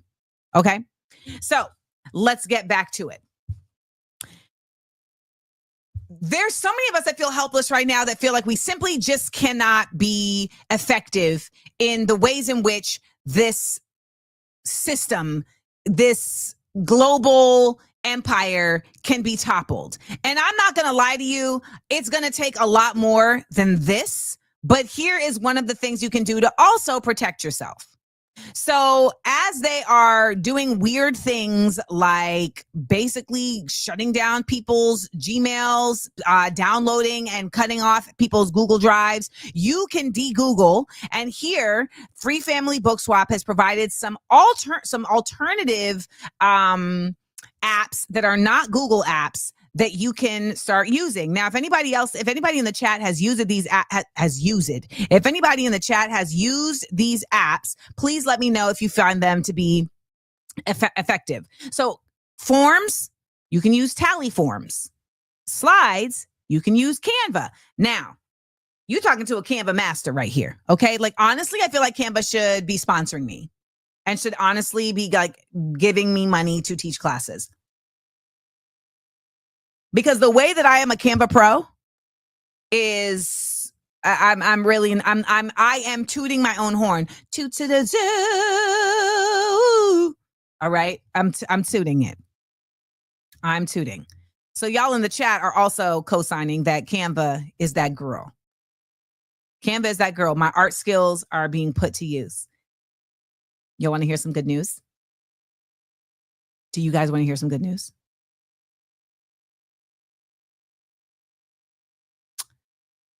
I've been asked to teach a kid's art class weekly.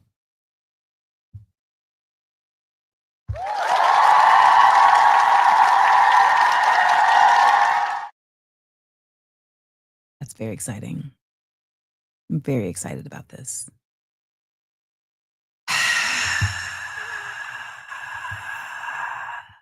Super excited. And yeah, I'm about to turn this mother out. I'm so hyped. So I have to go and like look at their stock of materials and make my requests for what I would like them to. Someone said, you have the patience. Yes, I have incredible patience with children. Who I don't have patience for are adults that think they're smarter than they are, adults that think they are more informed than they are, and adults that are like ardently and boldly Zionists. I don't have patience for that. I have an immense amount of patience for children, for the disabled. I have patience for everybody who deserves patience. That's what I have patience for. Okay? Do I have patience for these internets? No. I don't got that. You know what I also don't have patience for? People telling me to move on. I don't have patience for that. When I'm talking, I'm talking. If you don't have patience for what I'm talking about, you are welcome to move on. It's beautiful, this internet, in that way that you can literally just bounce. It's nuts. I know. It's crazy. I know. It's crazy. But if I'm talking and someone tells me to move on, ooh, child, no, do not. So you might be new and you didn't know. So now you know. Okay. Now you know. And you cannot make that mistake again. Some other apps that people are suggesting instead of Google Docs, Notion. So I can't wait to try this one because I really love Google Docs and I wrote like my whole book on Google Docs. So I'm going to be looking into Notion. I don't know, have any of you guys used Notion? Did you like it? Do you think it's useful, helpful, any of those things? People are talking a lot about DuckDuckGo for search instead of Google. Okay, wait. Passing Place has some suggestions. Here we go. DuckDuckGo for search and browser. Proton Mail instead of Gmail. Signal for messages. Yep, I do that. And Crypt.pad for docs. Okay. So these are all things that I'm going to look into.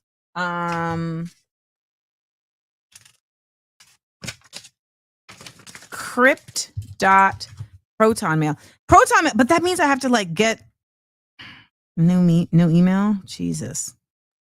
DuckDuckGo.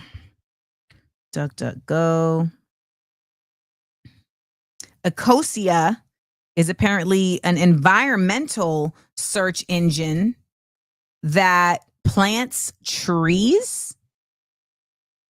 Fascinating. Ecosia. Okay. So I'm looking into this. Now we also up here see see Airtable instead of Sheets, and instead of Drive, Box. Is Box different than Dropbox? I have Dropbox. I don't know if Dropbox is also on the list. Oh my gosh, Firefox is still in business? Fascinating. I had no idea. All right. Okay, so Box is different. Okay. In Texas, Stephanie says Google is used heavily for everything. Oh wow. Your daughter got a Chromebook for the school year. Y'all's property taxes must be out the wazoo. So there you go, guys. Those are some ways that you can de-Google, some tools that you can use. Try them out. Come back next week. Let me know how they are. Let me know your thoughts on them. And we will make sure to do everything we can in even the most basic of ways to undermine the continued effort of causing harm in Palestine and here in the United States. Which brings us to this part of the show.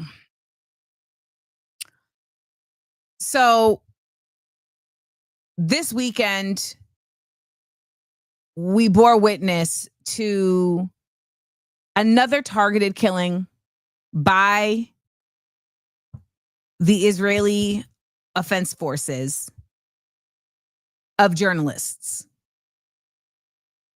4 journalists from Al Jazeera were targeted while in a tent and lost their lives. Among them was somebody who really had become the face of Al Jazeera's coverage on Palestine, Anas al-Sharif.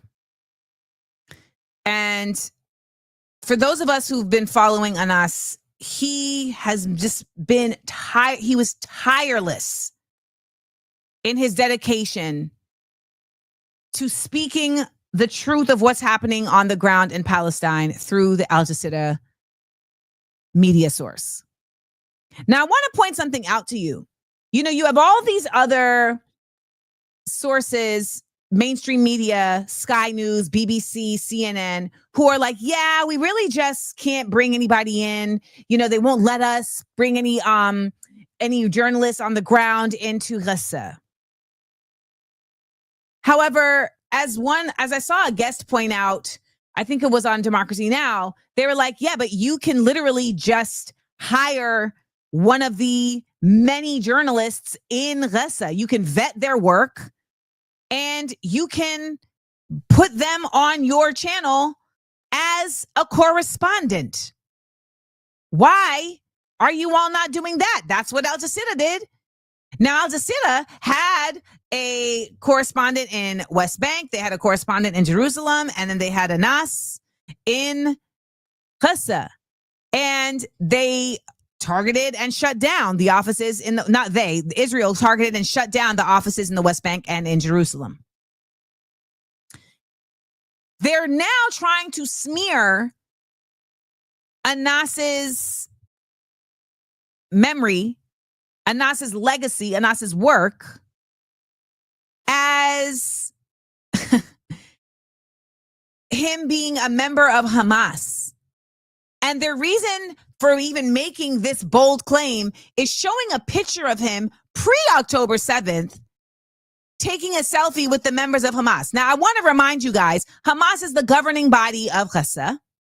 So that would be the same as saying that because someone takes a picture with Joe Biden that they are an op for the Biden administration. Hamas has multiple wings. It's not solely a resistance group. They are the, again, governing body. They also are the ones who put together the numbers of who has died, of who is harmed. They have the health service, right?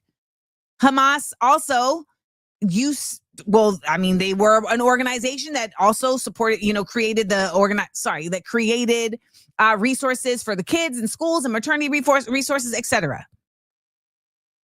And what I did read is that Anas was apparently given the opportunity to leave, and he said no. I don't know if that's true. But he is 28. He was 28. And to see these unsupported assertions being made by Israel to somehow justify not only taking his life, but the other individuals that were there and calling it collateral damage is another example of their bold and heinous attempts at always suggesting that they are in the right by being so careless about life.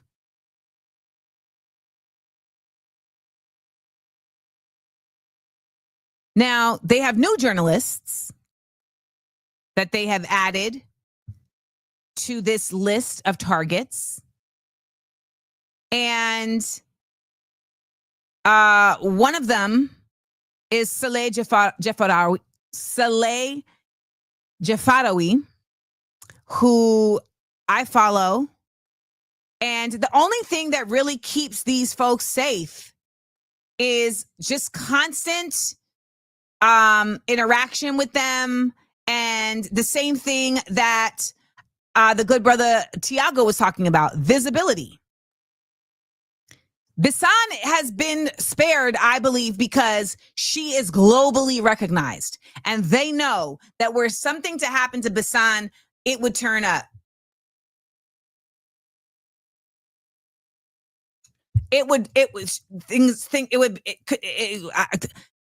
I can't even listen. I can't even speak.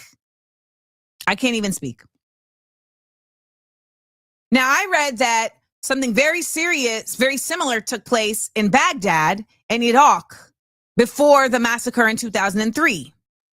And that they too saw a scenario where a number of their journalists were assassinated right before an egregious onslaught of violence. And we just saw this man talk about, we're going to go into Gaza. We voted and we're going to go in and we're going to annex Gaza. We also know that they are now talking to Sudan about expatriating Gazans to South Sudan, literally forcibly relocating Palestinians to South Sudan. So this is just very distressing, and it continues to escalate.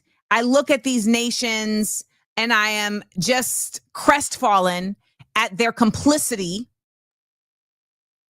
And I'm talking to folks in Gaza and they're asking, why is this continuing? Why haven't people been able to make it stop? And one of the biggest realities is that these governments and its people are so deeply disconnected and disparate. These governments do not represent their people. You're seeing folks marching and marching and marching and marching as a show to their government. It's like a physical petition saying, we are out here letting you know what we're about. And the government's like, why are they annoying us? Why are they doing that? Stop that. stop it. That's what they're on. Now, Anas left behind a will, knowing that he had been targeted. And this will was read by one of his colleagues at Al Jazeera. And I'm going to play it for you.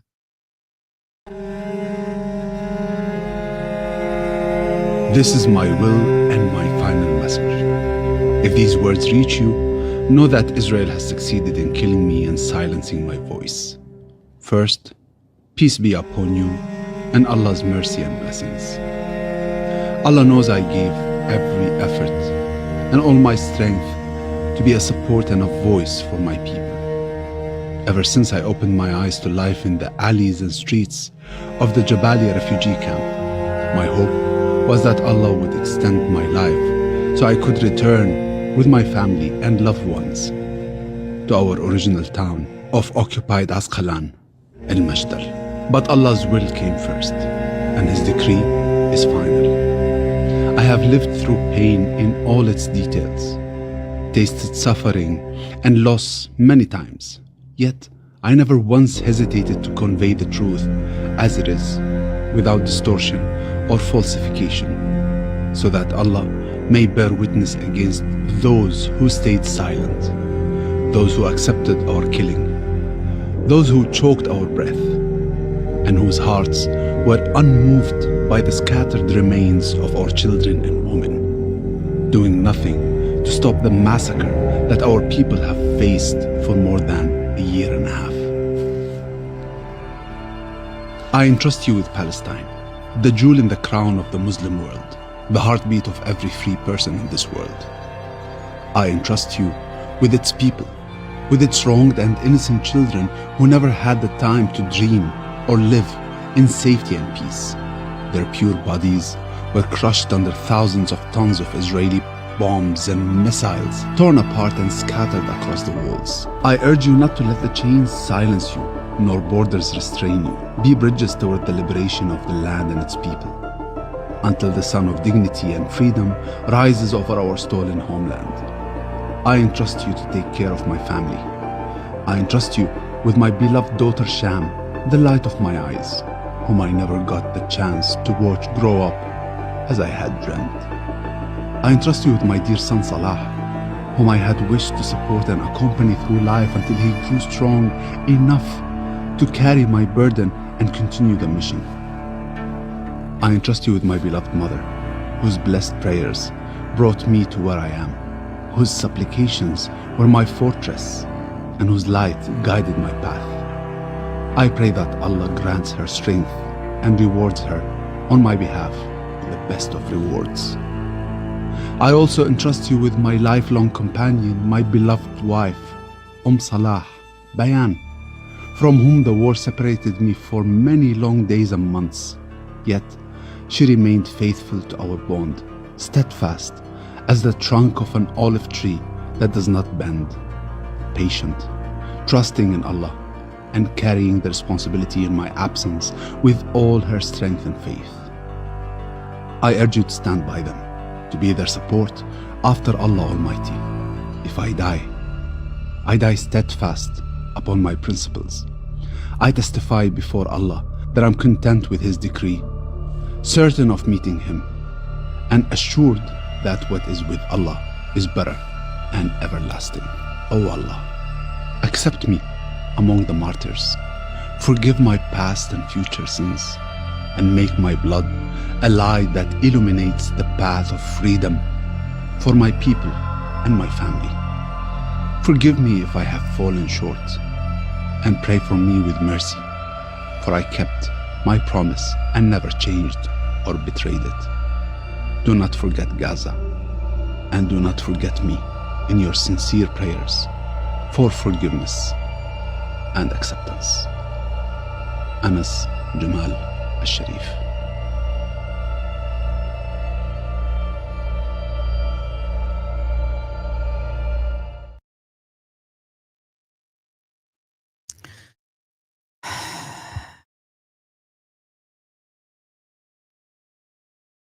There we are.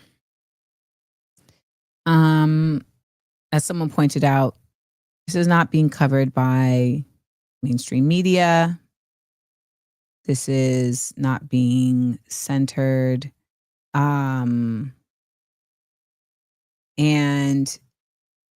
you know, I still have people like this person over here on Instagram saying, where is your passion and dedication to the descendants of Africans enslaved in America?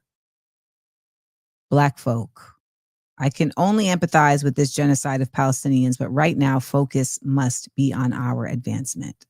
I can't relate to that kind of idiocy. People who think like that are actually not about the advancement of Black folks, because what's imperative for the advancement of humans is a reconnection to empathy. And that reconnection of empathy requires expansion. It requires us to be able to not only see our own suffering, but to also see the suffering that others are experiencing, to also see the brilliance of others, to also see the bravery of others, while still acknowledging our own brilliance and our own bravery. And in being able to identify all of these things and hold them up, we become so much more aligned. You know, a forest doesn't have one type of plant. It has a multitude of plants and trees, and all of them exist together in symbiosis. And we don't live in a homogeneous world. So to consider we only have to focus on ourselves as a mindset is just simply not a practical method, nor is it an actual empathetic or kind or humane method of thinking. And when I talk about, well, when Leftist LeRoy talks about DC later, we're going to see how that thinking has brought us to now a new phase of fascism in the United States. And it's real. Like super duper. And I got to say, there's science that even is behind this. So according to quantum physics, scientists are saying that basically there is no separation of quote unquote things. This philosopher of science named Olympia Lombardi argues that there's no like individuality on the most fundamental level. There is no individual. She's a philosopher of science whose research involves ontology in chemistry and in quantum mechanics. And she says, you know, it has been claimed that entanglement is evidence that the whole universe has ontological priority with respect to its parts. Someone look up ontological. What does ontological mean? Someone look up ontological. The parts derive their identity and properties from the whole rather than the other way around. So an example of that would be, I am Amanda. This is Amanda's body. This is Amanda's hand. These are Amanda's fingers. They are all connected as a part of my body. Even if my hand is amputated, it is still Amanda's hand. Even if my hair is cut, it was Amanda's hair. Now, ontological means a branch of metaphysics concerned with the nature and relations of being. People who have literally committed their lives to basically figuring out, like, what is we doing here? What is this thing called here? What is it? What is it? In the quantum realm, on the most fundamental level, there is no individual. Quantum mechanics constitutes a strong challenge to the validity of this traditional principle of metaphysics for reasons that are not exclusively metaphysical. I will admit that last sentence I did not understand. Because at a certain point, when they start talking about the physica mechanica particles, I be like, ooh, I didn't understand that. Okay, Ray understood it. Well, then you want to simplify it for us? Please simplify it for us. Because I'm going to read it again. Quantum mechanics constitutes a strong challenge to the validity of this traditional principle of metaphysics for reasons that are not exclusively metaphysical. You know, like when you say a word too much and now it don't mean nothing, I have now said metaphysical too much. Metaphysical.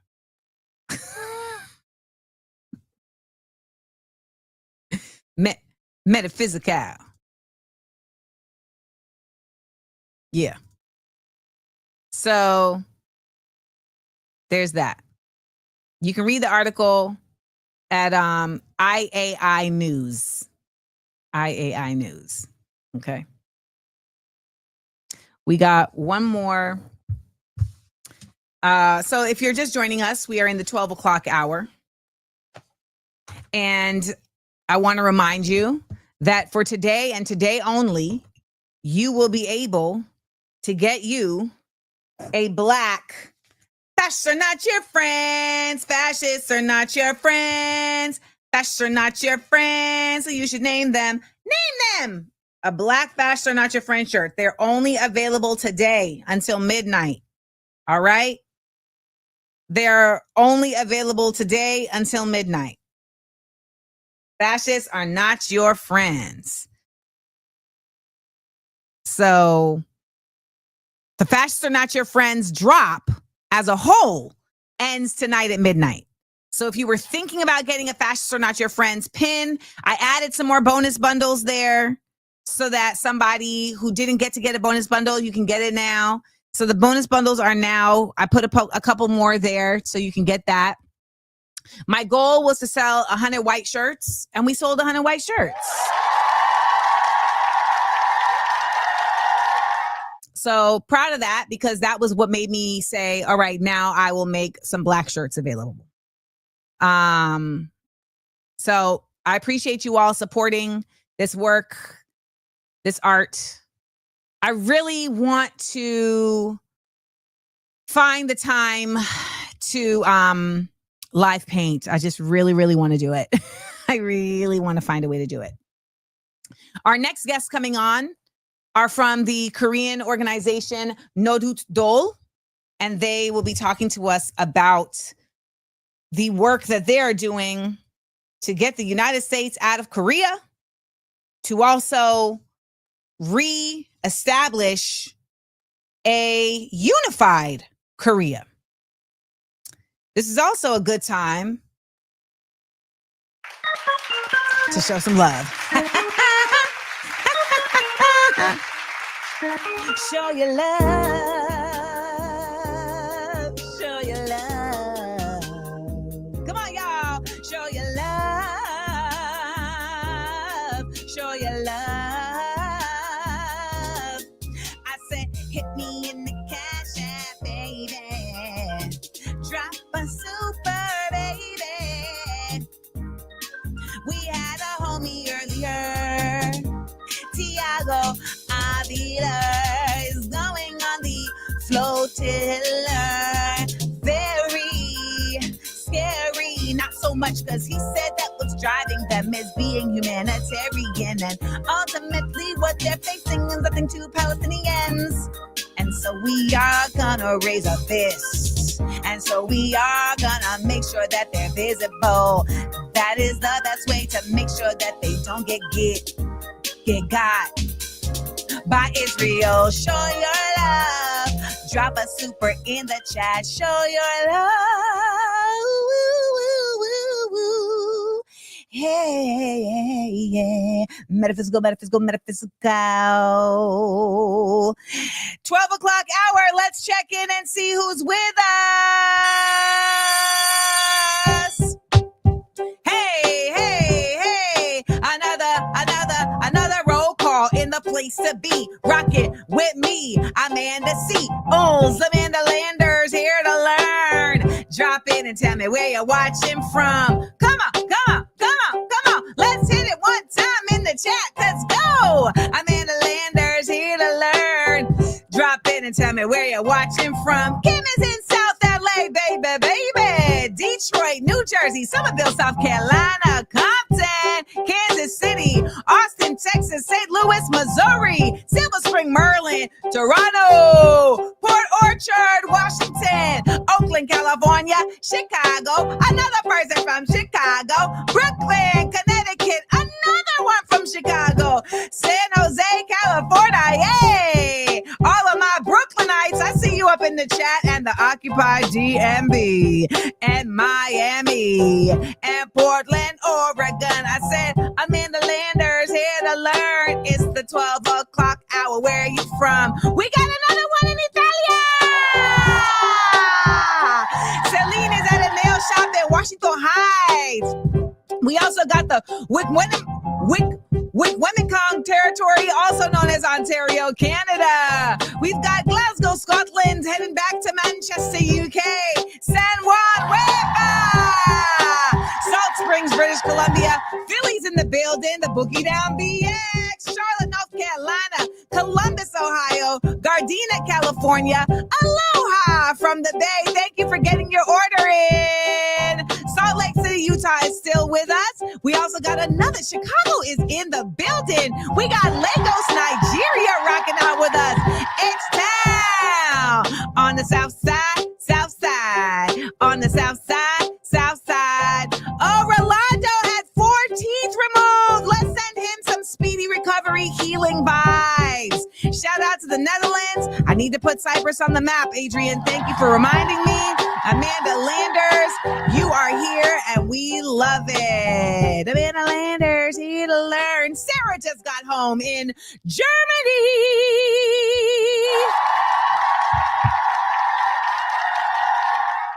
Thank you all for supporting this work that I am doing.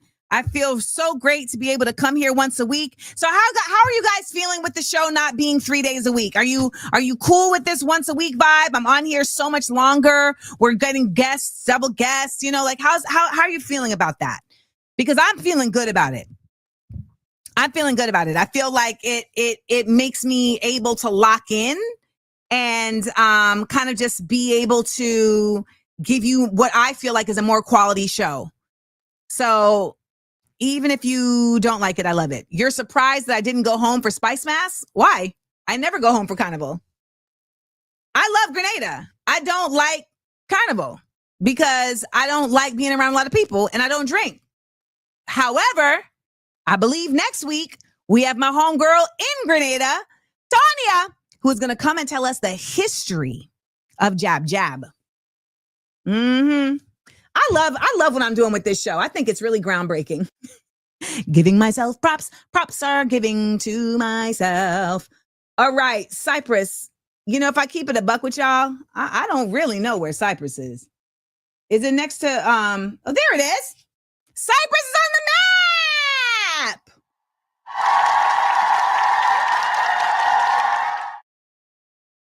Cyprus made it on the map, y'all. It's lit. Okay.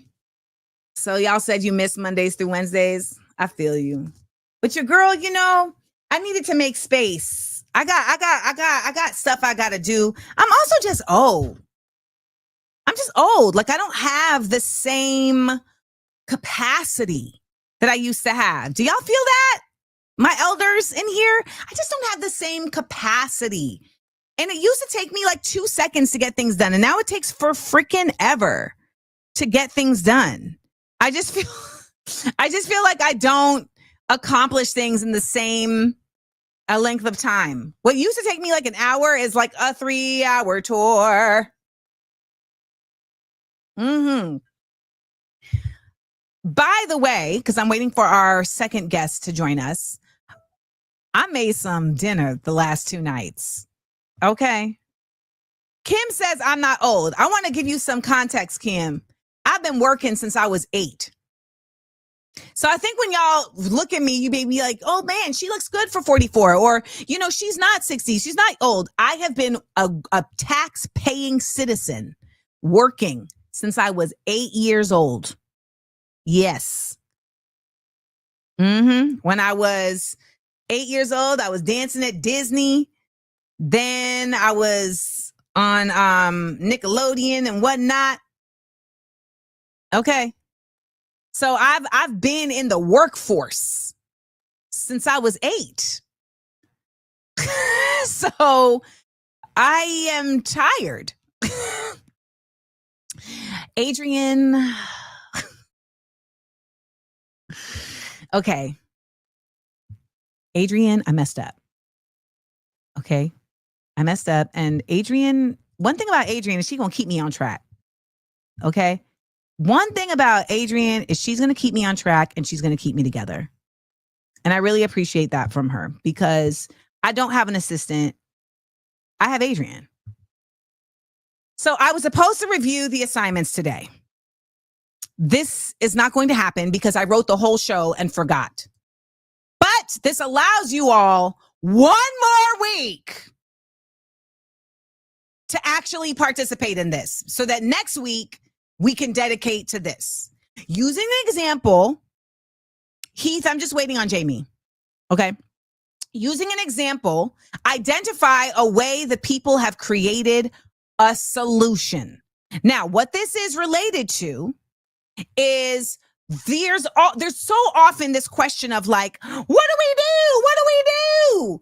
And that is a very generic request that has multitude of answers. Now, in history, we have seen where there's a particular problem. How do the people fix it? Or how do the people address it? Myriad of ways. So you are assigned to write a paragraph or submit a 3-minute video where you are identifying a problem.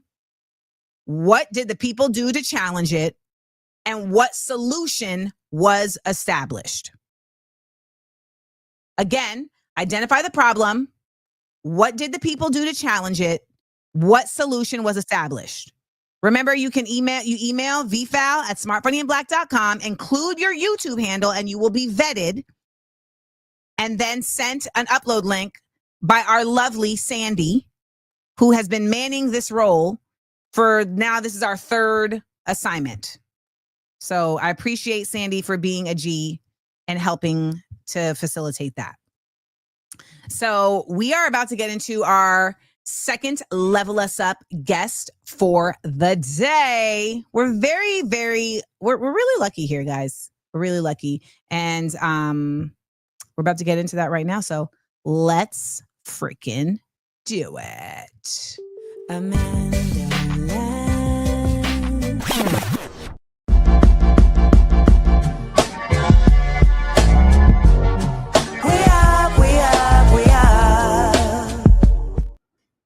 Hello. Jamie's like, hello. Hello. I think Jamie is muted, but she's unmuted now. Good. Is it the morning? It's the afternoon. It's the afternoon. Hello, Jamie Tyberg and Heath Hart. Heath Hart, that's a cool name. Did you know that? Thank you. Yeah. All right. Wait, let's get evened out. So Heath, can we get you to be a little... He's like, hold on. I got headphones in right now, so let me just try to switch really quickly. Or maybe Jamie and I sit up better. Yeah. Let me try this.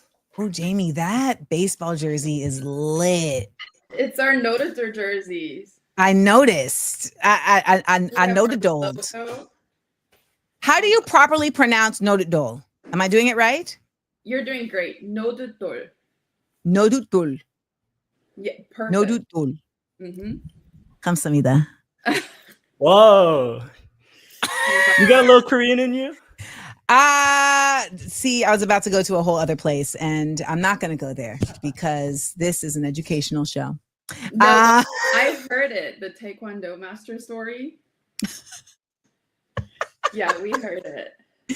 Yeah, so I feel like there's a cultural element there, but I also feel like there's like a martial arts element there, but I also feel like he just be feeling some type of way sometimes. And I'm just like, Master Michael, I don't know what to tell you. Like, you're dealing with a G. You feel me? You're dealing with a G, Master Michael. And this is the second time this has happened. Oh. So, because he does a retaliatory thing that I feel like I've only dealt with like emotionally immature men. Where like you say, like, I didn't like this thing. And instead of them responding with, well, let's talk about it, they say, well, I didn't like this thing. And you're like, but you ain't said nothing about that until I said something about you. So this is now retaliation. Yeah. Anywho, so I'm so happy to have you guys here and to educate us on what has been going on in Korea, what is going on now, and what your organization is focused on. By the way, the summit was lit. Yay! So when I met Elliot on the Freedom Ride and he told me about it, I was like, yeah, I'm going to go to the summit, like totes, no problem. And then I went to register. Sold out!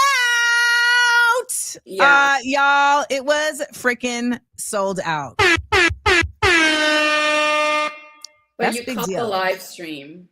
Oh, I totes caught the live stream.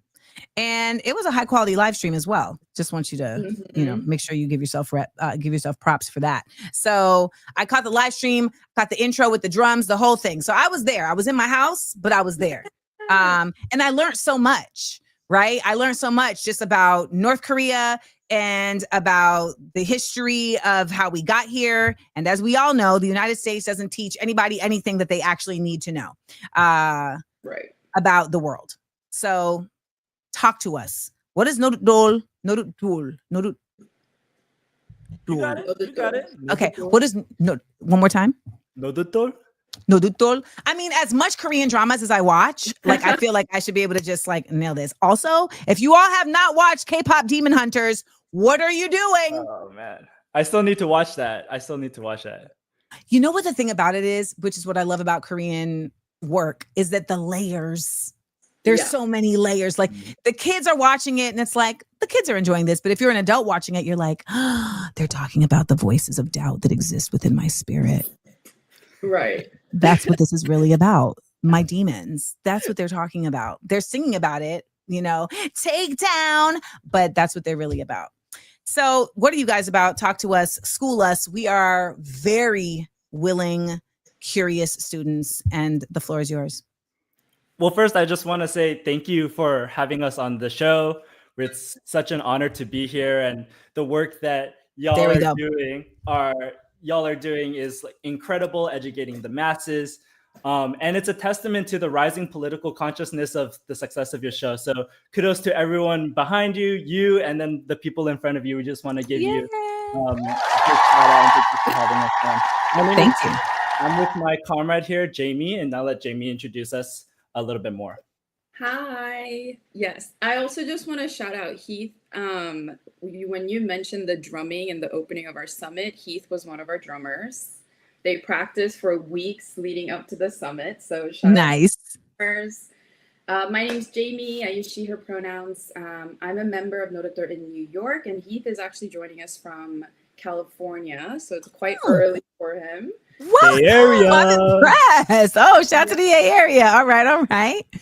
But Nodutdol is a organization of the Korean diaspora as well as non-Korean comrades. We are organizing for the national liberation of our homeland as well as a world free of imperialism.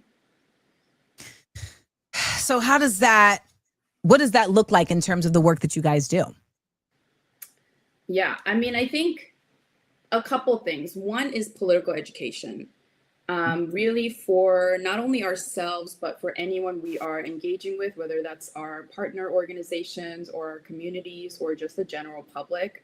Like you said, I think Korea, the Korean War, anything surrounding North Korea is surrounded by so much propaganda that we really need to have the correct understanding of our own history if we are to wage a struggle across our people as well as with our partners. So political education is really, really important for us. We, get together, read together, discuss things together. We host our own courses for our members, and then we're also doing that with just really anybody, like our community at places like the People's Forum. And then the other aspect of our work is really deep into organizing. Locally as well as nationally. Our main campaign is the U.S. out of Korea campaign. And we'll, talk more about Yeah, because people in the chat were like, what do you mean get them out of Korea? The U.S. is in Korea? Right. Would have been at the summit. Right. Mm-hmm. Yeah, so there's just so much work to do. But I would say political education and that community organizing around our causes really are like two main pillars. Got it. So can we dig in? When there's two things that really stood out for me from not just what you said just now, but also from the summit. And that was, of course, the U.S. involvement and visibility in Korea, but also the misrepresentation of North Korea. And it's just so... When you are in the United States, it's like every day you find out, wait, I've been indoctrinated in this way too? And I can 1000% say, and I know people in the chat are going to say the same thing, that like, we've only seen one version of North Korea. It's only been conceptualized in one way. And that involves like the news and South Park. And otherwise, like, I don't really have any context of North Korea beyond Dennis Rodman. So yeah, so I would love for you to start with like, get us together about North Korea, please. Sure. Let's just go ahead and address North Korea. There's a lot of misinformation about North Korea that I think to the United States and the American population as just like untrue things. Like, for example, the most notable North Korean defector goes by someone by the name of Yeonmi Park. Yeonmi Park is a part of an organization called the Atlas Network, who's like a libertarian right-wing group that goes around spreading lies about North Korea. In fact, one of the lies that she's like said is like, in North Korea, there's no love. There's no word for love, which is definitely not true. North Korea even has a film about love. So it's like, like they do have a word for it. There's a top South Korean defector attorney who takes care of these defectors. He goes out and says that defectors are incentivized and like heavily surveilled by the South Korean government to like spread these lies about North Korea. They go on TV shows, and if they just say like, oh, we had a hard time, there's like poverty or whatever, that's not enough for them to get invited back onto the next show and to get paid. And so what they do is they end up saying things like, in Korea or North Korea, you can't wear red because red is the color of capitalism or whatever. Meanwhile, they have red on their flag or whatever. They have like things like this, and it's just to indoctrinate not only the United States population, but like also South Koreans about and mystify North Korea to an extent where, they seem like a rogue state. I think this, like, we just have to, in the process of, approaching the Korean issue, we have to really unwork our Orientalism when approaching to North Korea. There's like another great example of like a lie that has been told is like the United States media reported that the North Korean government had discovered a unicorn. And this was like a really wild one. But what they actually said was they had found a location that was described in Korean mythology about where there's like this horse-like, unicorn-like character. And they didn't say like they actually found it, but they were just like, we found this location. And like, you know, this is a historically and culturally significant thing to us. So like the United States has a long history and an incentivization to do this because they want to demonize North Koreans as less than human so that they can address and manufacture their consent for their geopolitical insertion into the Asian Pacific. Which brings us to, why are they still in Korea? And actually, you know what? Before we even get to that, a lot of people don't know how Korea became North and South Korea. Can we do a little history lesson? Yeah, for sure. It's honestly really recent history. But as you said, you know, not much history, if at all, is taught here. And if you are taught things, it's very revised to serve the interests of the US and their position. But to really be direct about it, there are two Koreas because the US is invested in containing the spread of socialism and communism, or any like system of self-governance for people for and by themselves. So to go all the way back to like the early 1900s, I think a lot of Americans are aware of, you know, Nazi Germany and what they were doing in Europe, right? But I think what isn't really taught is what Japan was doing in Asia at the same time. So just Nazi Germany is, you know, spreading, exactly, pachinko's so good. Just as Nazi Germany is expanding its empire throughout Europe, Japan is doing the same thing in Asia. And Korea is the first to get colonized because if you look at a map, Korea is the closest to Japan. So this really looks like, you know, Koreans being sent to Japan for like enslaved labor, Korean women being, you know, recruited for sexual labor. Thank you so much for the visual learners. This looks like Koreans having to change their names and having to learn Japanese and being punished if they, you know, talk in Korean or try to like learn Korean or read books about Korean history, right? And at the time, Korea was still one. And for decades, the Korean people tried to resist Japanese colonialism, and eventually they're able to win their independence and kick out the Japanese. This is the end of the Second World War.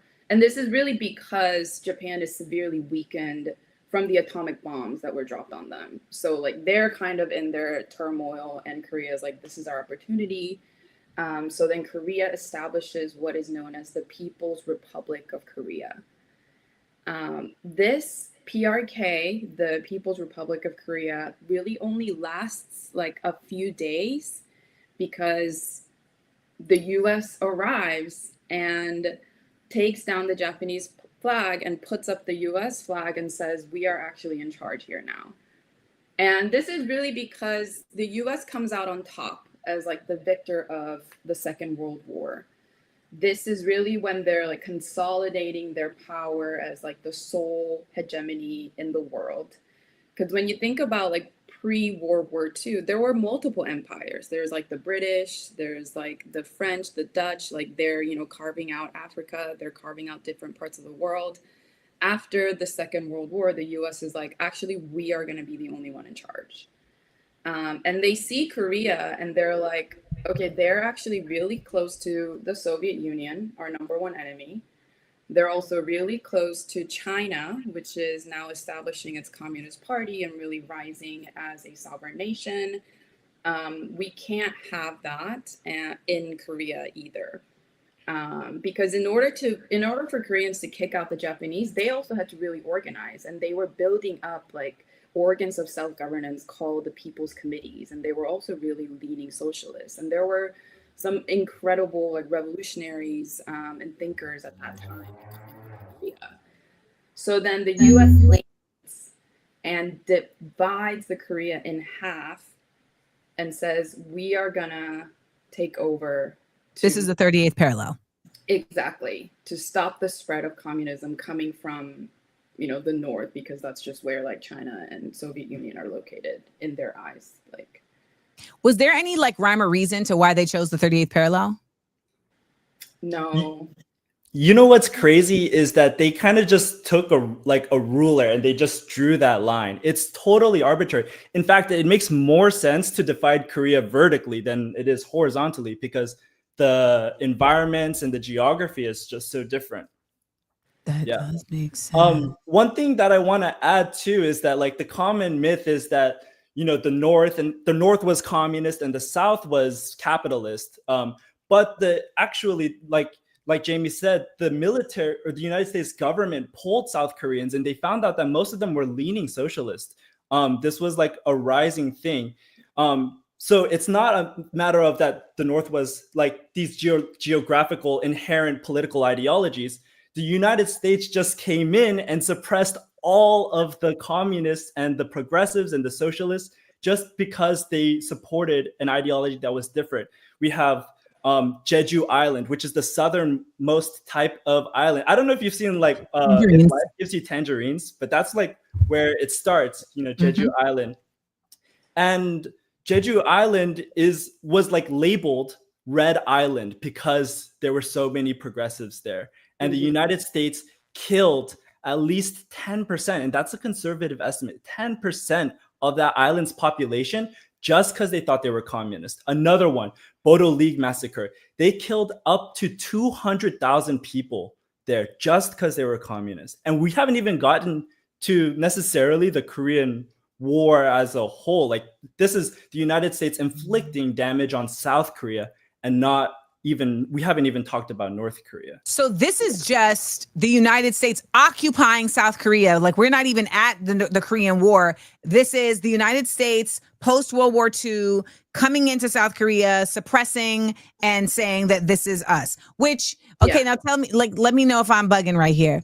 It would make sense that Koreans would, coming out of the early 1900s, would be more socialist because that was the end of the Joseon era, right? Ended like 1918. And every show I watch with the black mesh hats is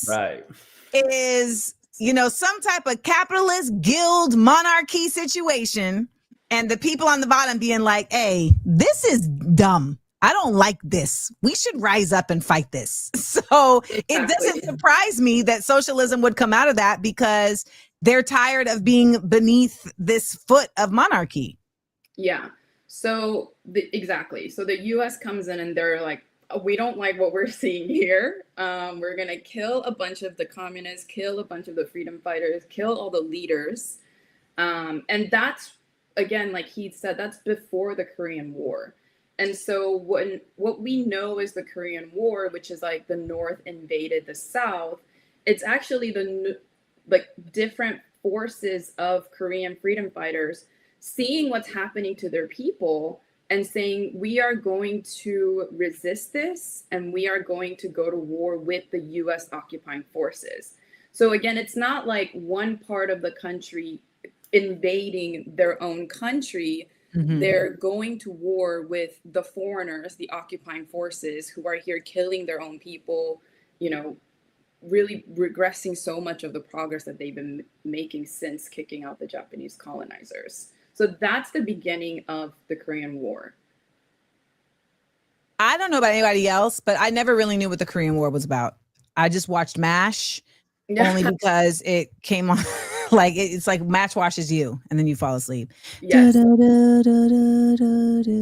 You guys are too young to know about that life, but it was a time. Yeah. It was a time.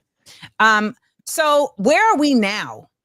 Right now, we've seen over the course of these, 60. By the way, let me point out, you guys, this is all happening at the same time as the Nakba is happening in Palestine. This is also happening at the same time as partition is happening in India. And we're seeing India partitioned into India and Pakistan. This is also happening at the same time that we're seeing the Dutch Afrikaners in South Africa implement implement apartheid. So post World War II was not like, yay, all the Jewish people are free and we can now go back to, living our lives as we were. It was actually another land grab that the United States was doing to really supplant itself as an imperialist force. And that is why you see the president at the time, I think it was Eisenhower, who was like, this is going to get yucky, because if we commit to militarism as like our shtick, it's going to turn us upside down. And post World War II, it was like, well, that's the only thing that's going to keep us on top. And so here we are in 2025, and well, the imperial boomerang of militarism is smacking us in the face. Exactly. And you brought up like so many good points about like the international context of it. And I want to just go back to the Korean War really quickly, because I feel like this also helps us understand like North Korea a little bit. Mm-hmm. When the Korean War happened, the United States, there's a general in the United States Army, Curtis LeMay, he's going on the record to say we killed 20% of their population in the span of 3 years.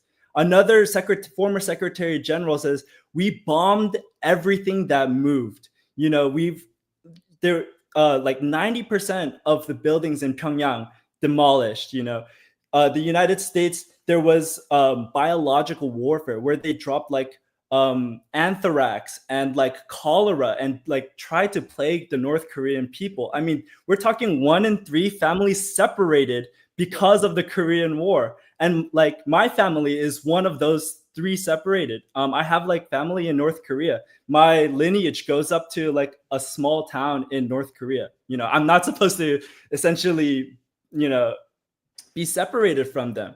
We're talking like this. They had like a whole show about this. They had a whole show in the 80s where they would reconnect families who were disconnected during the Korean War. And they'd be like, wait, are you Park Lee-hyun? Yo, you're my sister. And then one of my favorites was when he was like, where are you at right now? Oh, I'm about to get in the car. Bye, y'all. It's like that scale of violence that, we talk about like border separations here. Like it's the same machine. These are all tools that fascism uses. I mean, there are some historical instances before, but the Korean War was really the first major American war where they practiced and tested out carpet bombing. I mean, like the last war that we talked about, or the last episode that you were talking about how the Ukrainian war is about a test field for drone warfare. I mean, this is the same thing. I mean, the United States did practice it in Guam. They practiced it in like Amelia Atoll in the Marshall Islands. But like the Korean War is like they just practiced this. Like soldiers, U.S. aircraft soldiers were complaining because there was nothing left to bomb. That's the scale of violence. The United States committed a genocide in Korea. And now they have the gall to talk about it as the forgotten war, So and this is why we're so focused on liberation in general, is because the United States calls the Korean War a forgotten war, but we haven't forgotten. And so it's upon us to make sure that genocides that are happening in Palestine, that are happening all over the world are never, ever forgotten again. And we're not going to let them get away with it. So tell us what is happening in Korea right now and the work that Nodutdol is doing to address that. Yeah. So once the U.S. divides the country in half, they really have to be invested in the economic growth and this like political leadership of South Korea in order to be able to prove like the South is better and the North is bad. So that's like really the beginning of like all the divide and conquer. Exactly. Like vilifying the North while like, putting South Korea up. And throughout the decades, they install a series of puppet governments. So presidents some of them are like educated in Korea, and then they handpick them to be like, okay, you go now be president of South Korea and you just take our orders. Many of them end up, establishing like martial law and becoming military dictators and completely like suppressing massacres or, like workers and labor movements, student movements. And every time the Korean people have toppled them. The most recent one is sound effects. Yeah. Well, tell me this, like, what can you give me? Because I know about the most recent one and we're going to get there, but can you just give me some examples of how the toppling took place over time? Like, what was the method? What was the topple methods? I mean, just persistence and like determination and not losing sight of your own recent history, which is your ancestors, like your parents, your grandparents, like having fought for Korean independence. And now you're going to have these puppet governments who are taking away everything you fought for. But how would they get them removed? Is it like violent coups? Is it like voting? Like, what are kind of the ways in which they're able to displace them or remove them, I should say? Yeah, I mean, I think a variety of tactics. They definitely done, electoral campaigns where they're, pushing for their own presidential candidate. There's also a very, very militant labor movement in Korea and a history of militancy in the labor movement. It's millions of workers organizing to activate the rest of like society and their sectors. So like students, like young people, women's groups, the rest of the workers, and they will do just everyday mobilization, occupying the streets for weeks on end, like months on end. I mean, in Korea, they're really famous for sitting. Like, instead of like marching, we just sit and we just occupy like rows of streets. Are y'all listening? Because that is actually like disruption. Right. Like, there's nowhere for cars to go. There's no way for like the city to continue business as usual because people are sitting down. Like, it's completely blocked. It also means more people can participate. Exactly. Yeah. Right. Because elders, like, yeah. Yeah. And then, again, with the militancy, obviously there's more violent tactics, like Molotov cocktails, like fires, like direct, confrontation with the police. Yeah, every tool in the toolbox has been used. But see, I'm so glad I asked you all that, though, because I don't think the USians know about the sit-down toolbox. They don't know about that tool. Yeah. A great example of, just the history of demonstration is in 2017, we had a president that was overturned, Park Chung-hee, and what people just came in masses, and we're talking millions of people just going to the streets, sitting down and like maybe like singing songs and like, and this recent protest against Yoon Suk-yeol, people brought like their K-pop light sticks and they were like chanting to the music, like impeach him, and then if you want like examples of where Koreans have been militant, there's really like no better example than the Gwangju uprising, where Chun Doo-hwan comes into power and asserts martial law on people, and the people of Gwangju really take control of their own city. I mean, they come out armed, they come out with cocktails, they come out wanting liberation, pure and genuine democracy. It's just inspiring to look at, and then also heartbreaking to see that the United States backs Korea when they suppress these things. I mean, we're talking so many people in the Gwangju uprising killed that we have songs about people. We have songs and we sing them, and they've become protest songs to this day. And if you were watching the summit, we did end up singing like many of those songs. And we had people from organizations who helped organize the impeachment of these current presidents and the puppet governments at our summit. It was really just a wonderful honor to have all of the Korean delegates come to us and express solidarity and really just have a good time with us as well. It also speaks to the false representation of Asian people as submissive, right? And we know that messaging has been pushed and really perpetuated by the United States in the same way, by the way, that Martin Luther King and his passive resistance has also been really centered as like, this is how you resist, right? And it is not representative, though, of the actual people and their history of resistance in a myriad of ways. And I feel like it's not by accident that we see that. I can tell you, until I saw Pachinko, I didn't know anything about Korea, and my uncle is the Korean ambassador from Grenada. He is the Grenada ambassador to Korea. So wild. And I didn't know anything beyond Korean barbecue, and which is delicious.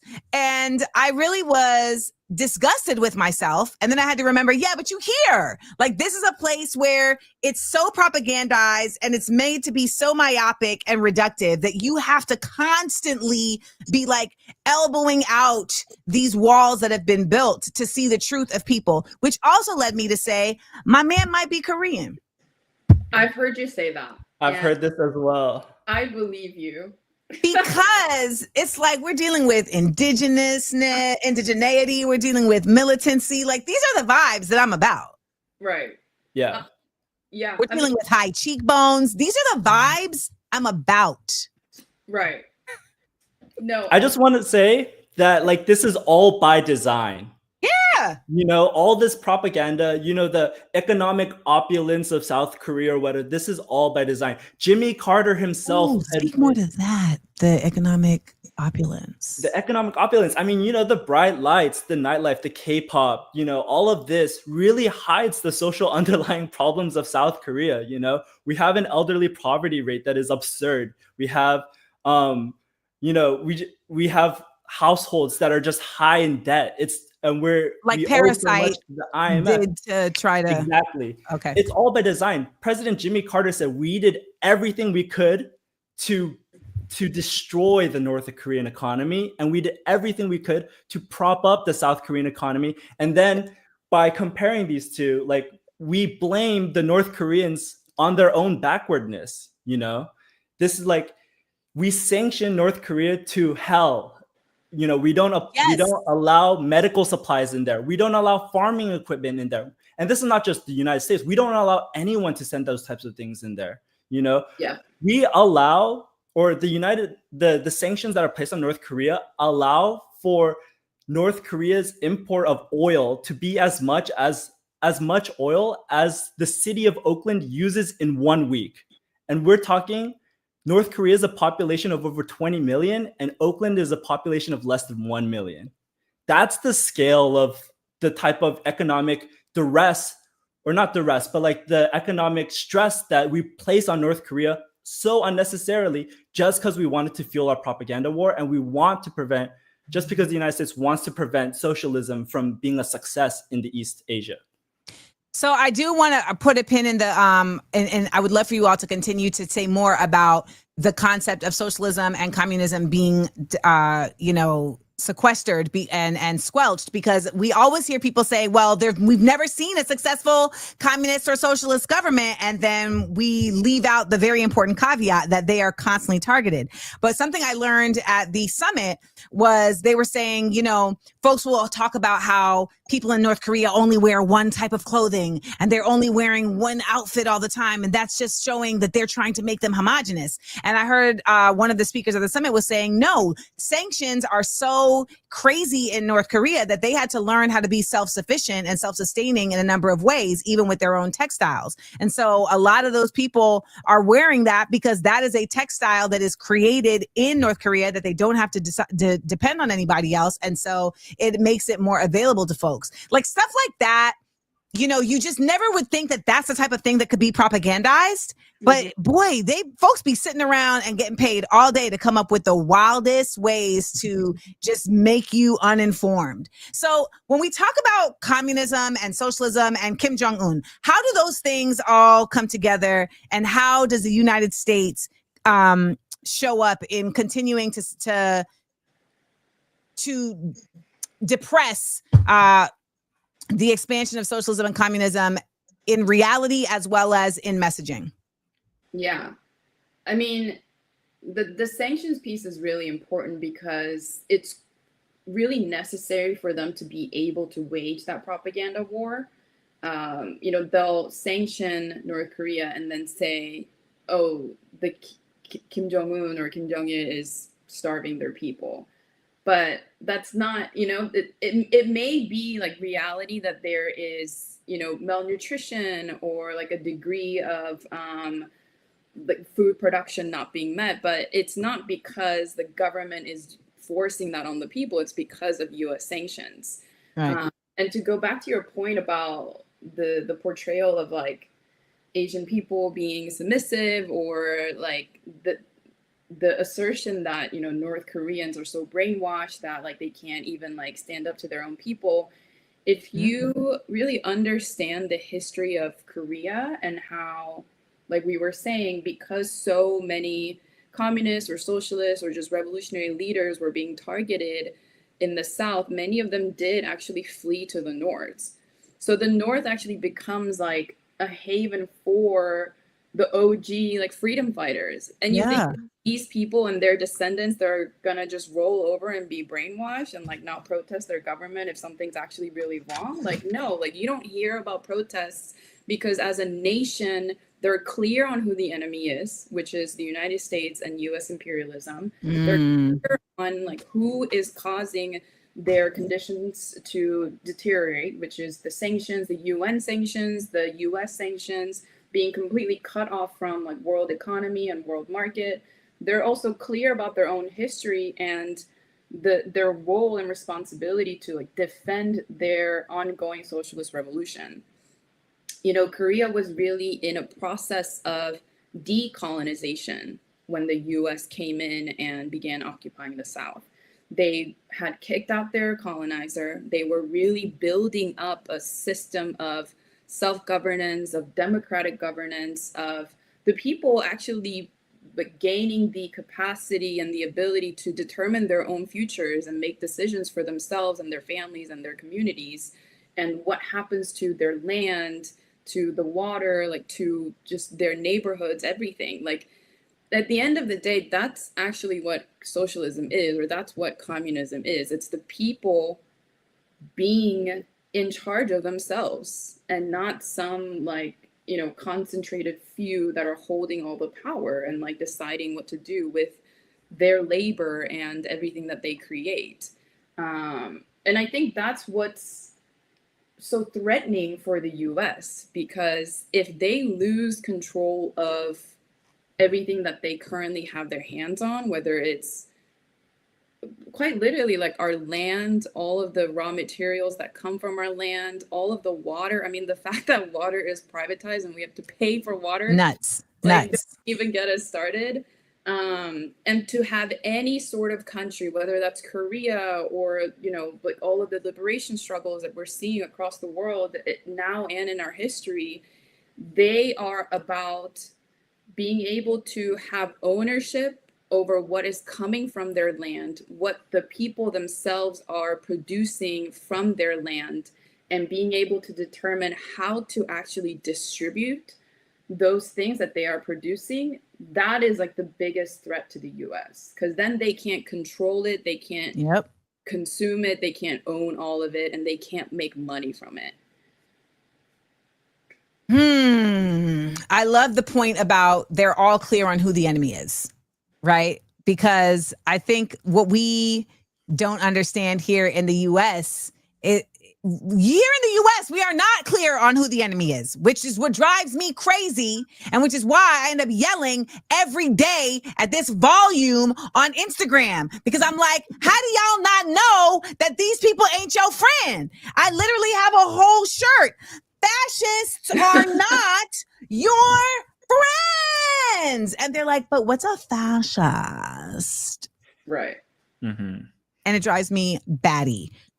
Heath, if you don't have anything to add, we are going to get into some questions. Go for it. All right. First question, Mr. Heath and Ms. Jamie, do you have family from North Korea? I know, Heath, you mentioned that you do, Jamie. And then my additive to that question is, are you able to communicate with family in North Korea if you have family in North Korea? Well, all of my family, like today, they're in South Korea. But my grandma has mentioned of like cousins that are in the north, but I know she hasn't talked to them in decades. I don't know any like direct family members personally that are in North Korea. Like we're pretty like deep generations in the south, in the southern part of the peninsula. Got it. Yeah, 3 out of 4 of my grandparents were from the northern region of Korea, and then they fled during the Korean War. I still have some relatives up there. I have, and I'm not able to communicate them, particularly because one, we have a travel ban. You know, the United States prevents anyone with a U.S. passport from going to North Korea and seeing for themselves what life is like. And then two, like I think like the diplomatic relations are not good enough for a moment of like communication right now. The United States is gearing up for war. They've implemented so many war bases across the peninsula. They have 28,000 and 500 US troops on the peninsula of South Korea. They've implemented a terminal high altitude defense system in North Korea that's supposed to like protect Koreans or whatever. Like they put it right on the border, and the locals are complaining that it's poisoning their crops. You know, all of this military stuff is like destroying the watermelon farms that are happening down there. And might I add that it is the same terminal high altitude defense system that they're using in Israel right now. I was like, this sounds familiar. Exactly. And so like right now, like I wish to, you know, go and see North Korea for myself. I wish to visit, you know, my ancestral homelands. But unfortunately, this is not the right time. But it is the right time to fight for US out of Korea. And that's like the most personal and primary step that we need to make when we want peace and national sovereignty, like self-sovereignty on the peninsula. We need to transfer operational control from the United States to South Korea. South Korea's military is actually controlled under wartime by the United States. So it's an occupation. Exactly. And so this is like the confusion we get. Like we don't sometimes understand this. I didn't personally understand this until I was much older. And so, yeah, 100% an occupation. And so at the heart of every struggle against US occupation is land defense, right? Cop City is a struggle for land, right? It's a struggle to defend land. Palestine is a struggle to defend land. Even like the National Guard deployment in DC will now become a struggle for sovereignty in that area. And so, you know, we support, like, we're a liberation-based org because we understand that our struggles are interconnected. You know, the Black struggle, the Palestinian struggle, and struggles all over the world are connected with Nodutdol and a part of the Korean identity. Mm-hmm. What was it that happened with Lisa Ling? Or was it her sister? Remember Lisa? Oh, that's before y'all's time. I just got old that quick, y'all. Did you see it happen in real time? What happened? Lisa Ling is a journalist, and her sister, I think Laura Ling is her name, like went to North Korea, and then Bill Clinton had to go and like get her out of there. And she was like in a prison in North Korea because she had tried to like sneak into North Korea to do some type of documentary, and she ended up in the prison, and then Bill Clinton brought her home. And I just always I don't know why, but there's like a thought that lives in my mind rent free of like, what was that shower like? Like after you get home from a prison that you didn't want to be in, what is that? What, not that you want to be in any prison, but like, what is that shower like? But I've never really understood what really happened. And I think, you know, we of course are always propagandized. So you're never really sure of like, okay, but why was you over there in the first place? Like what was really actually going down? Was you an op? Like, I don't know. All right. We have another question. This is from one of our viewers they're either in Japan or they're Japanese, but I can't remember if it's both. Jamie and Heath, I'm wondering if you have any allies / organizations in Japan who educate both Japan's genocide of Koreans and rehumanization of North Korea. We still have so much fascist scares against North Korea. Yeah. You know, we actually just had some comrades go to Japan on a delegation. So there's a group of Koreans called Zainichi Koreans in Japan, who are Koreans that were, you know, had to forcibly migrate to Japan during colonization, and then were not able to leave or to go back home. Because of like visas and things like that? Just like the war and... Oh, I see. Okay. Yeah. And so now they live, they have like Japanese names and they speak Japanese. And in Japan, they also don't, like in their like public textbooks, they don't teach that like the Japanese brought them over like as forcibly, as forced labor. They say like, oh, they just came one day and now they are like taking it's the same sort of like immigrant narrative that we have here. Like they're taking our jobs, like they are like ruining our social services, our like public areas. Like there's so much of like that like second class citizenship and to this like, day the scapegoating. Yeah. But there are comrades who understand not only like that history, but also just Japan's role in general in like really maintaining imperialism in that in that side of the world, and are organizing. Japan, Okinawa has a US base, which the locals there like absolutely hate. And they also do a lot of sexual violence in that area.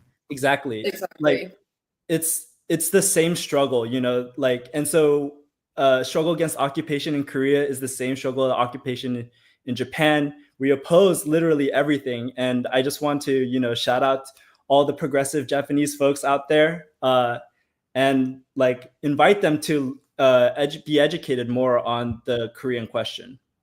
Yeah. I mean, in South Korea, there's over 60 US military bases, but there's more in what? Japan. Yeah, but there's more in Japan. Like that's what's so crazy, like numbers wise. So the anti like US military base struggle, the fact that South Korea is a US military occupation where like the US soldiers are not beholden or accountable to South Korean law. So they can commit any sort of crime, like whether it's like petty theft or like actual like, sexual violence or literal murders of Korean people, and they will not be tried in Korean court. That's like so they're like diplomats.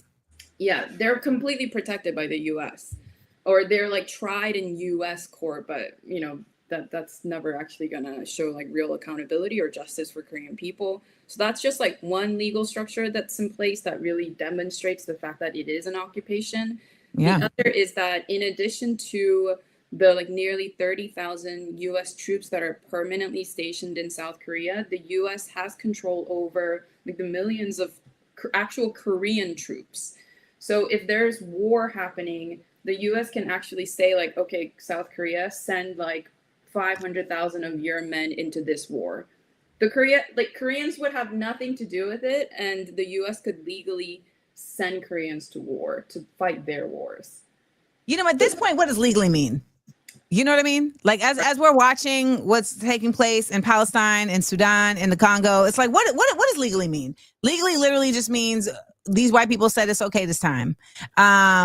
Or they said it's not. Like that's basically what it means. Let's get to our last question. Ms. Jamie and Mr. Heath, what is the best way to support Nodutdol? Yeah, well, we have a rally this weekend. That's right. Yes. Talk about the rally. So this weekend, August 15th in Korea is the National Liberation Day. So that's the day where we celebrate Koreans kicking out Japanese colonizers. But again, as we've just discussed, it's a bittersweet day because while Japan left, we are still under US military occupation. So it's 80 years of liberation from Japan, but 80 years of occupation by the US military. And so there's going to be massive protests in South Korea, held by student groups, the labor unions, the progressive movement, to protest the US military occupation, as well as the military exercises that the US holds in South Korea, where they're quite literally rehearsing for war. And part of the rehearsal includes like, oh, how are we going to decapitate the heads of state in North Korea? Like they go like really far in with their violence during these quote unquote rehearsals. So in solidarity with the progressive movement in South Korea, we're going to be hosting rallies here in the US. We're going to have them in New York, in Philly, in DC, in Seattle, in Oakland, and in Los Angeles. And you can Say those cities one more time. the 6 cities. So on the East Coast, it's New York, Philadelphia, DC. Mm-hmm. And the West Coast, it's Seattle, Oakland, and LA. And where can they go to get more info? Come to our Instagram page. It's just at Nodutdol, Nodutdol, and you can find info about all of those rallies on our page. Nodutdol. I spelled it right? You're missing a D after the T. Okay. Missing a D after the T. Nodutdol. Oh, yes. Okay. Thank you all so much for your generosity, of your wisdom, and of your time, and also for really speaking to just the necessity to be coalition builders. I think that is something that for a lot of folks has just not been echoed enough. And I make it my business at this point to really make that the tentpole for all of our liberation. That's why here on this show, we're going to have, like we just had Thiago Avila earlier, who is from Brazil, but then is working with the flotilla to end the siege in Palestine. You guys are Korean. However, you are acknowledging that these struggles are all connected, and the more that we can continue this for legacies and generations, the stronger we become. And I think for me, one of the biggest awakenings in learning about Korea was that there's this whole other people in the world who are bout it. Like, I think that is so hopeful for a lot of us. Like finding out, like, yeah, did you know Koreans are G's? They G'd up. We had no idea. So there's a whole other, culture that we got to witness, particularly last year, that says, no, we're not gonna take it.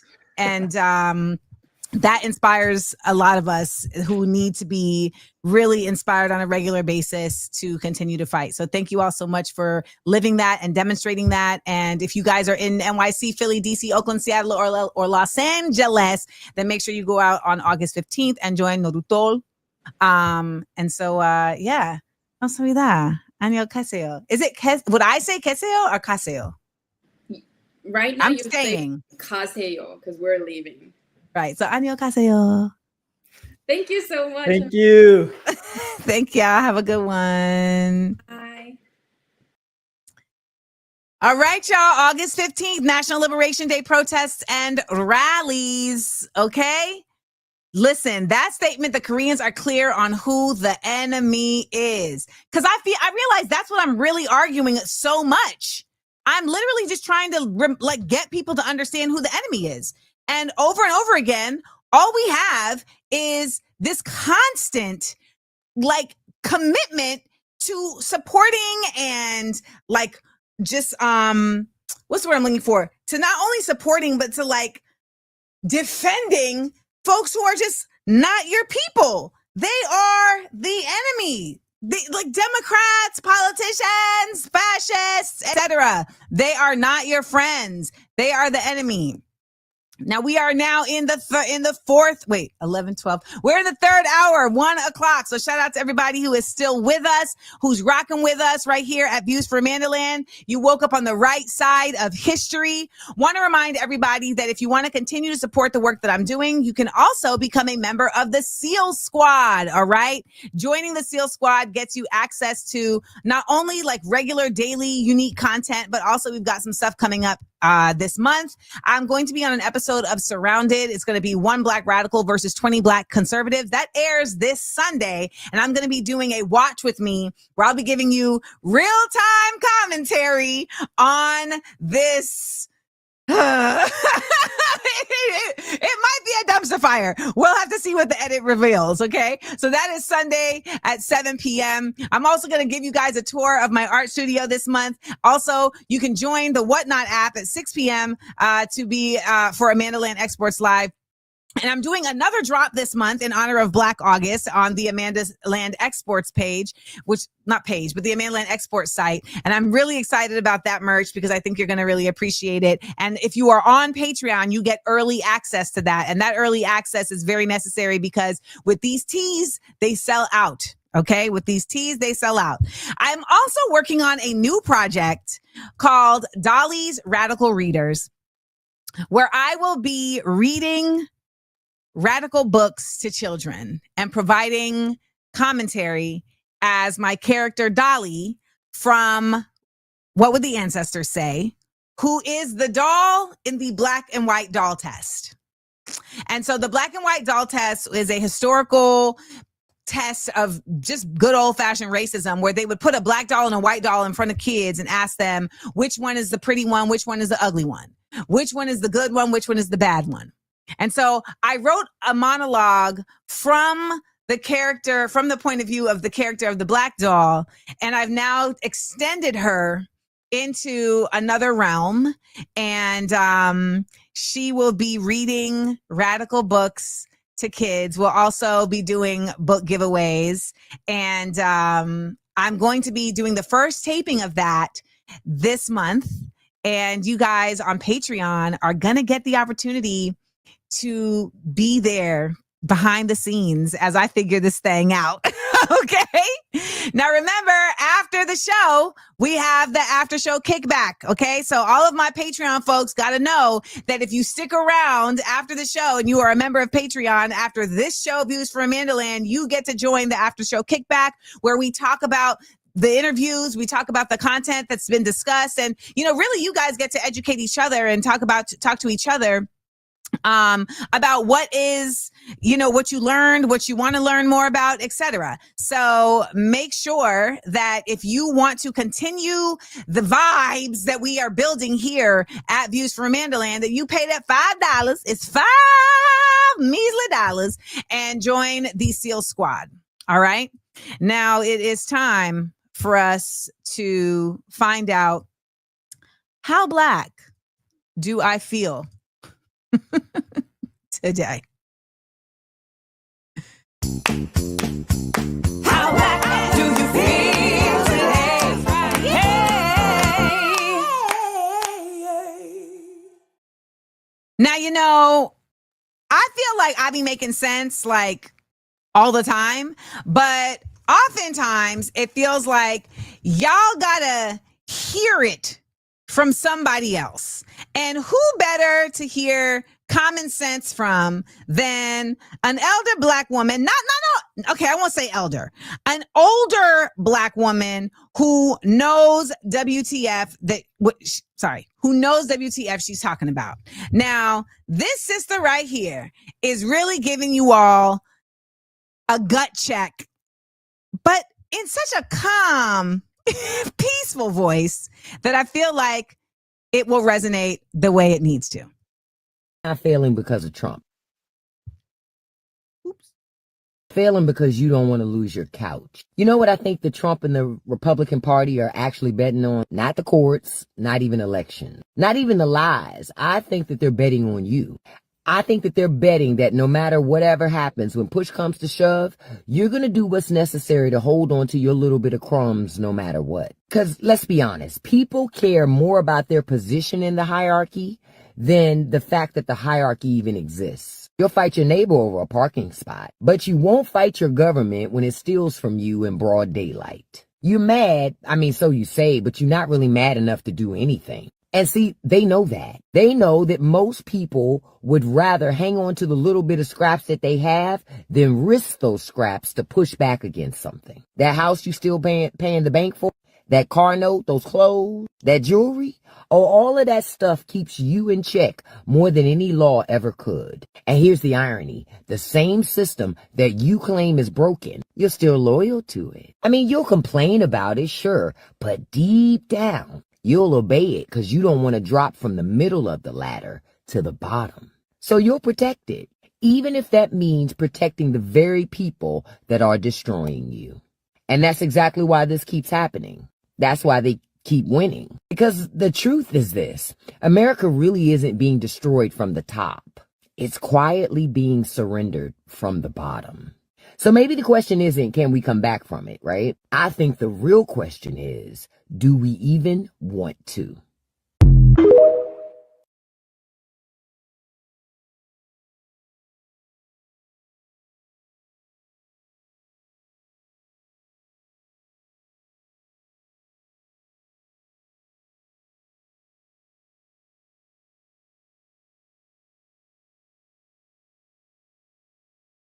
I feel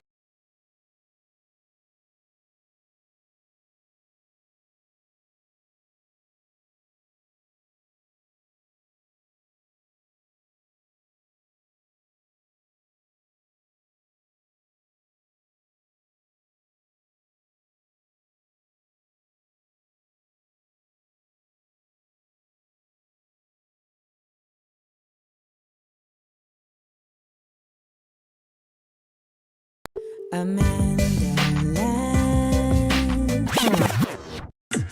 Fascists are not your friends. Fascists are not your friends. Fascists are not your friends. So you should name them. Name them. All right now, good afternoon, children.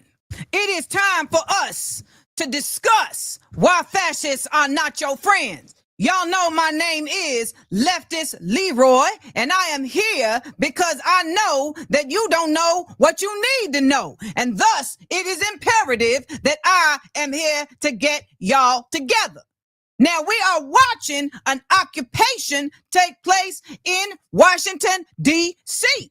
So let me put on my gloves so we can really get into the thick of things on how fascism is showing up in the District of Columbia.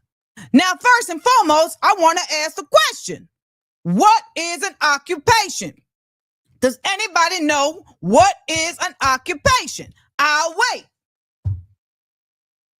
Do-do, do-do, dum, dum, do-do-do-do, dum, dum, dum, dum, do-dum, do-dum, dum, dum, dum, do-do-do-dum, dum, dum, dum, dum, dum, dum, ba-do-do-do-do-dum, ba-do-do-do-do-dum, do-dum, do-dum, do-dum, dum, dum, do-do-do-dum, dum, dum, dum, dum. Fatima has shown up with an answer. All right, an occupation is the action, state, or period of occupying or being occupied by a military force. Right on, Fatima. That is correct. All right. Now, Dolly 6568 is also correct. An occupation equals some BS. Dolly, you are on the right track. All right. We need to remember all of this is BS. None of this should be taking place, and all of this is a problem, especially my soul patch. My soul patch is really a problem. But I'm back. All right, let's continue. An occupation is defined by Wikipedia as a temporary hostile control exerted by a ruling power's military apparatus over a sovereign territory that is outside of the legal boundaries of that ruling power's own sovereign territory. Children, do we know what sovereign means, children? Do we know what sovereign means, children? While y'all are figuring this out, we will put on some music and then I will be back.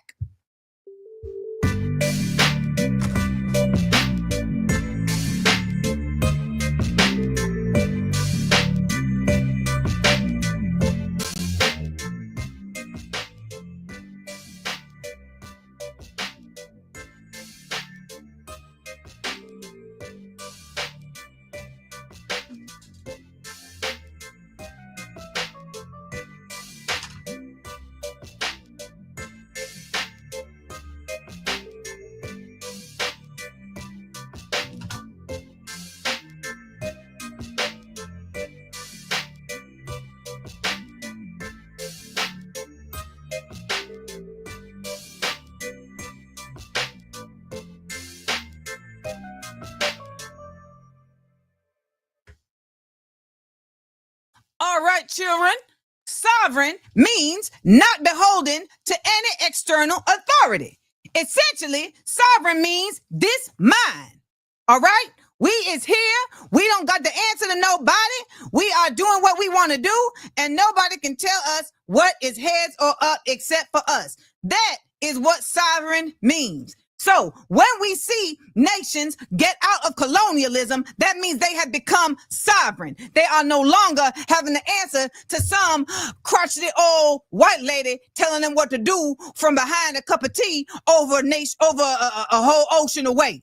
All right?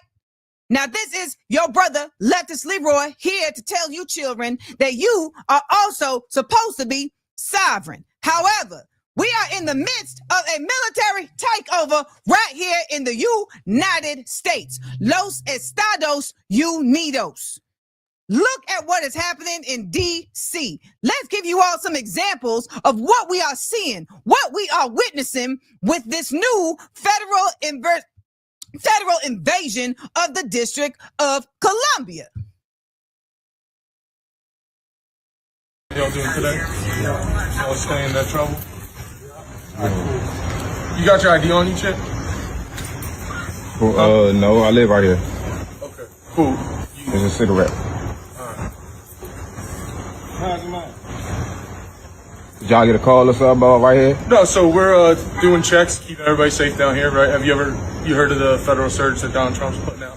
No. Right. You don't follow like No. Code 3, anything like that people are putting up? All right, so yeah, Trump's got all federal agencies kind of coming together for 7 days and going out, trying to stop the violent crime, all kind of stuff. So we're out here contacting people, talking to them, right? Quality of life offenses, smoking, drinking in public, right? Can't happen outside, right? Most people know that. Right? So we're contacting people, trying to advise them of the law, so they learn, right? And then if there's other stuff going on where it turns into there's multiple agencies of somebody, there's a shooting and things like that. So there's extra hands to go, right? So we're just out here trying to inform people and educate people. It's not like we're trying to just go grab people and ruin someone's life over a joint or something like that, all right? I only asked because when you walked up, at the moment you walked up, you only had eggs. Yeah, well, it smelled like the odor of marijuana, burnt marijuana in the air, right? And you're the only guy that had something lit in your hand, and I didn't flashlight you, so I didn't realize it was just a cigarette. So that's on me. I appreciate you understanding and not getting chippy. All right, so just know, right? Learn, teach, tell your boys, like, yo, everybody's out, from FBI to park police. Right? So do your thing. Let them know. Don't be smoking outside. Don't be drinking outside, because Donald Trump is tired of it. People coming to visit. I didn't know that. You didn't know smoking in public? Yeah, I didn't know that. Yeah, the recreational Because offense. in Maryland, it's recreational use, so I didn't know. Yeah, so DC is recreational use as well, right? But you can legally possess up to 2 ounces. You can gift an ounce to your boy, right? So if you had 2 ounces and he said he needed a zip, you can give him a zip, but you can't smoke outside. Now, what we are witnessing is a white man trying to homie his way through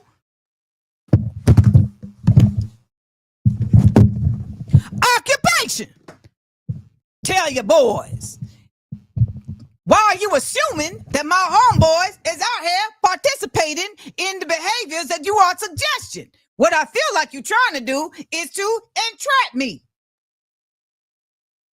And the truth of the matter is, you and your kind like to come over here to where we at to come and buy the things that you are talking about. And instead of there being any level of adjudication done to those people who are continuing to keep this business even operating, instead you want to come over to where we at. Now, this is what I'm seeing in Washington, D.C. The District of Columbia is definitely on one. Let's show you another example of what is taking place while we have seen this descendant of the militarization of Washington, D.C., children. Now, I want to make sure that the children are aware that this might be a troubling image.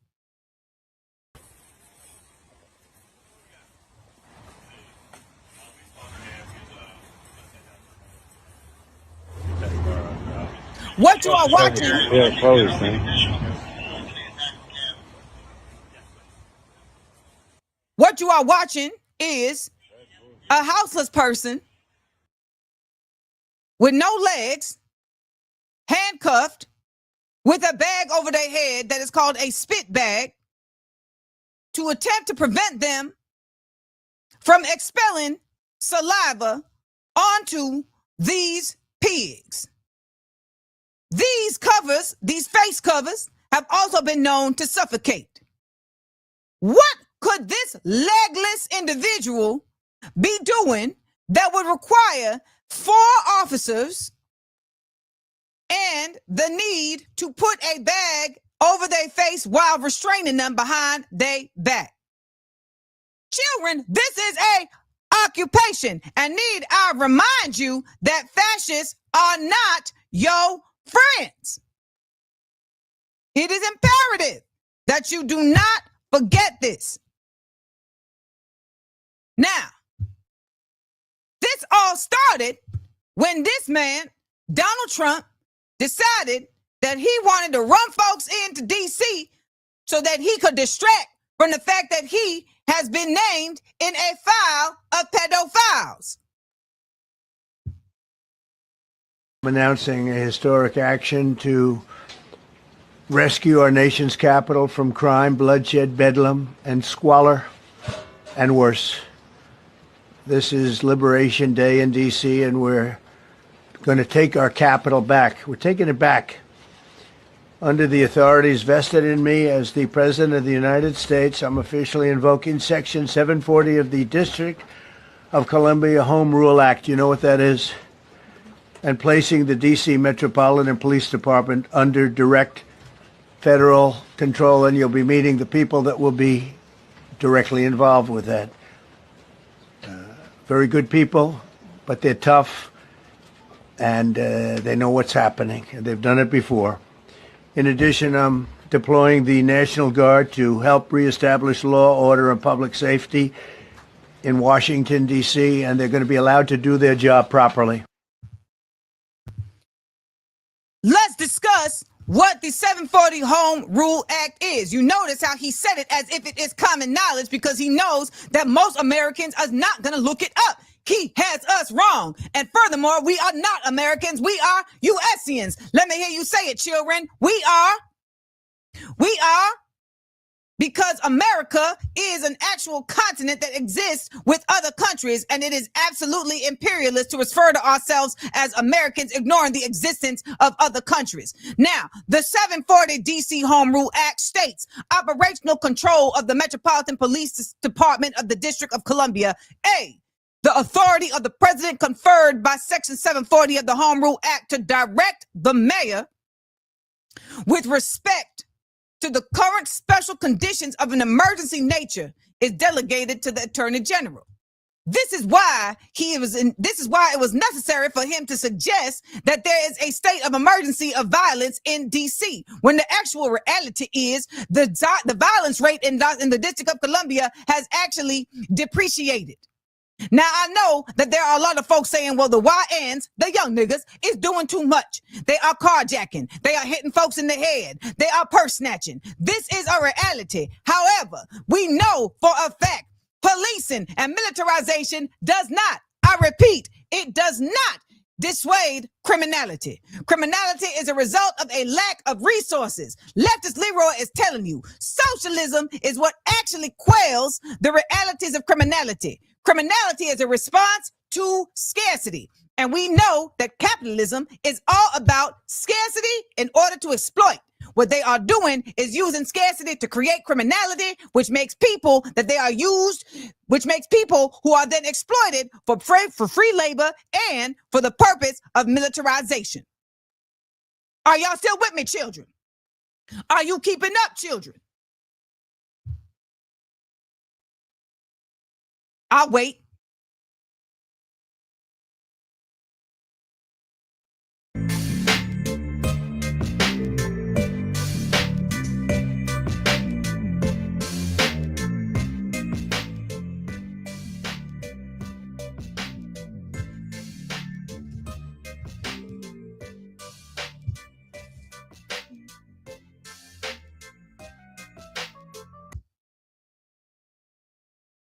All right, now, the children are still with us. Now, it is imperative that we stay focused, children. Because what they want us to do is to lose sight of the facts. That's what they want us to do. They want us to not pay attention, children. They want us to not look up the words and the acts and the bills. They want us to be so submissive and so lulled into a sleep and complacency that we don't even realize that they have put a noose around our sovereignty's neck. That is what they want. They want us scared, children. They want us to be fearful. They don't want us to know.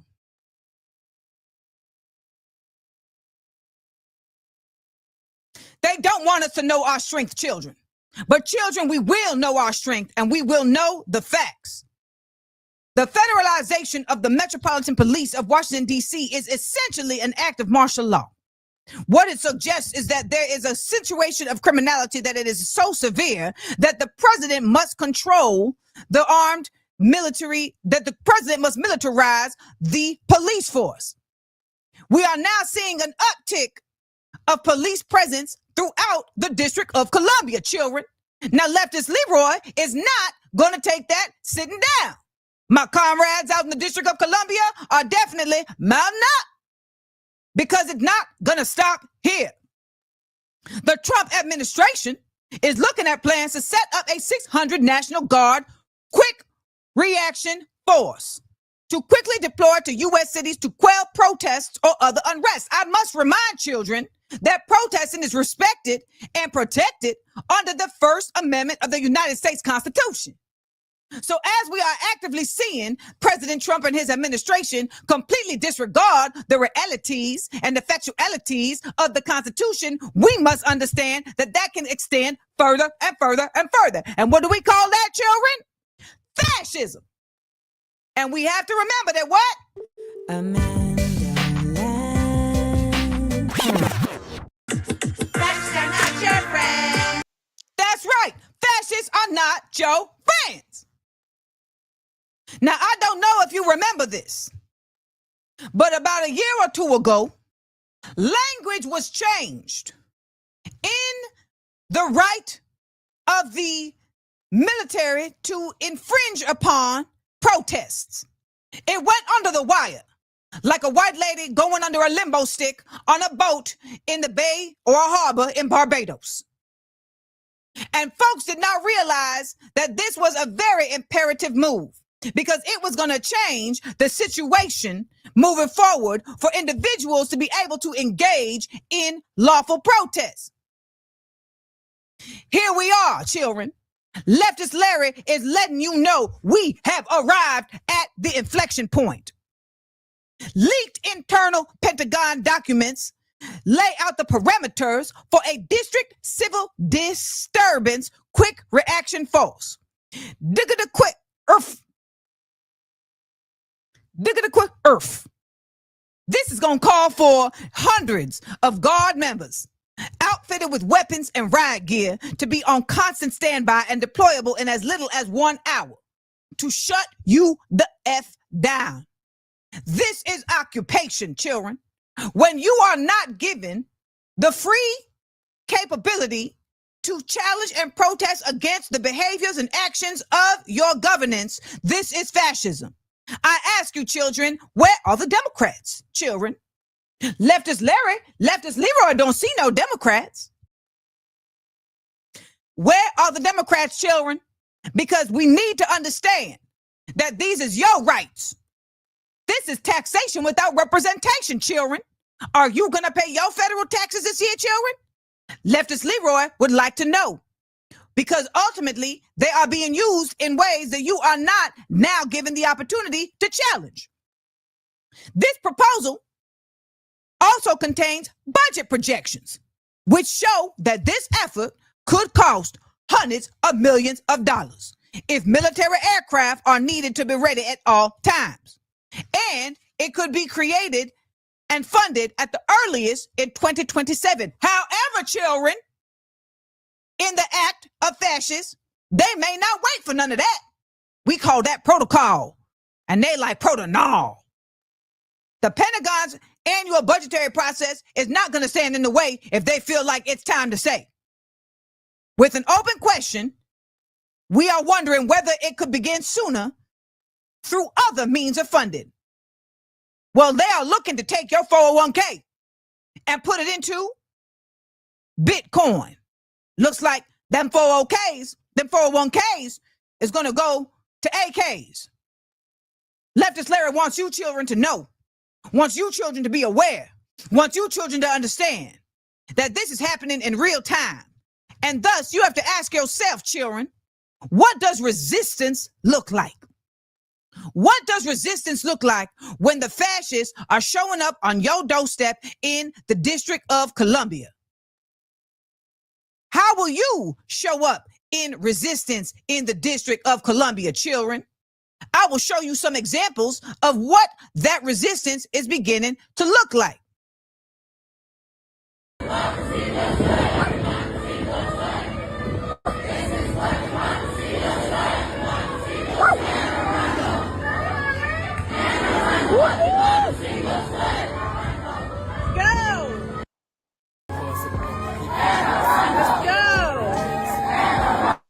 Now, children, what you are witnessing here is a bunch of white people walking through the street of Maryland with signs on saying, this is what democracy looks like.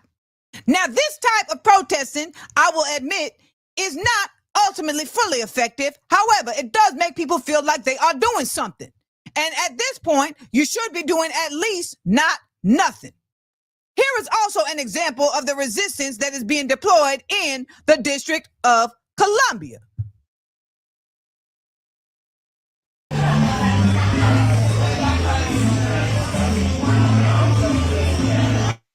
Children, what you are watching are people dancing to salsa music late in the evening. Apparently, this is a form of resistance. Now, I will tell you, Leftist LeRoy is unclear on the efficacy of this form of resistance. Nonetheless, I will tell you that at this point, we should be trying at least everything. Children, this is a real time. Talk to your parents. Ask them, what is you about? What is we about? Are we going to fight back? How do we fight back? Because the fact of the matter is, if we don't, it will fight us. Fascists are not your friends. Fascists are not your friends. Fascists are not your friends. So you should name them. Name them.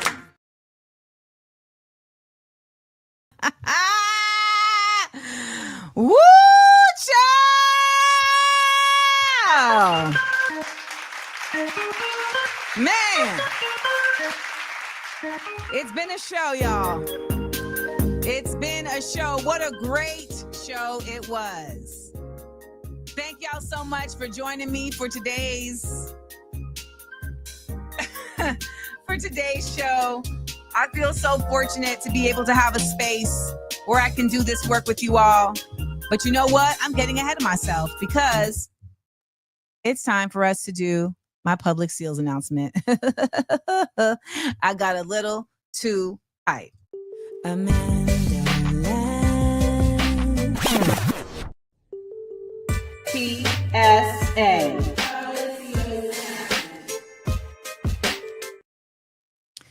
So this week I was asked if I wanted to be a part of a BIPOC fair that was being held at a library. And basically I had to fill out a form that said, you know, my name and my company. I had to also submit some money for the registration fee. The BIPOC fair committee then is supposed to just review your form and then, basically reach out to you. However, there was a little hiccup in my case because they ended up having to ask me to not sell items that feature the phrase, fascists are not your friends. I was asked not to sell these items because it was relayed to me that items that say fascists are not your friends would upset people. That this is a public event and that the fascists are not your friends phrase might offend individuals. They also said, or it was also relayed to me, that this would possibly put them on the hook to lose grants. I found this deeply disturbing.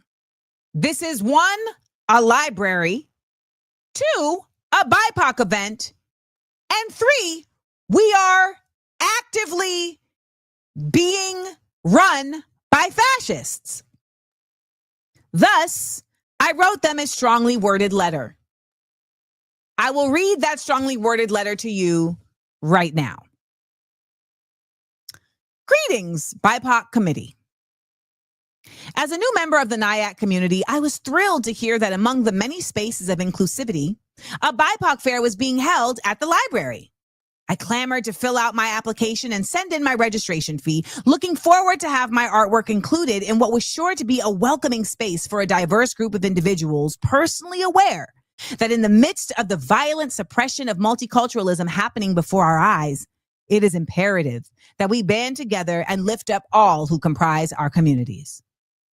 Thus, I was deeply disappointed to learn that in order for me, an established Black Caribbean American woman, artistic intellectual, and social justice advocate to participate in your BIPOC fair, I would be expected to censor artwork with the accurate phrase, fascists are not your friends.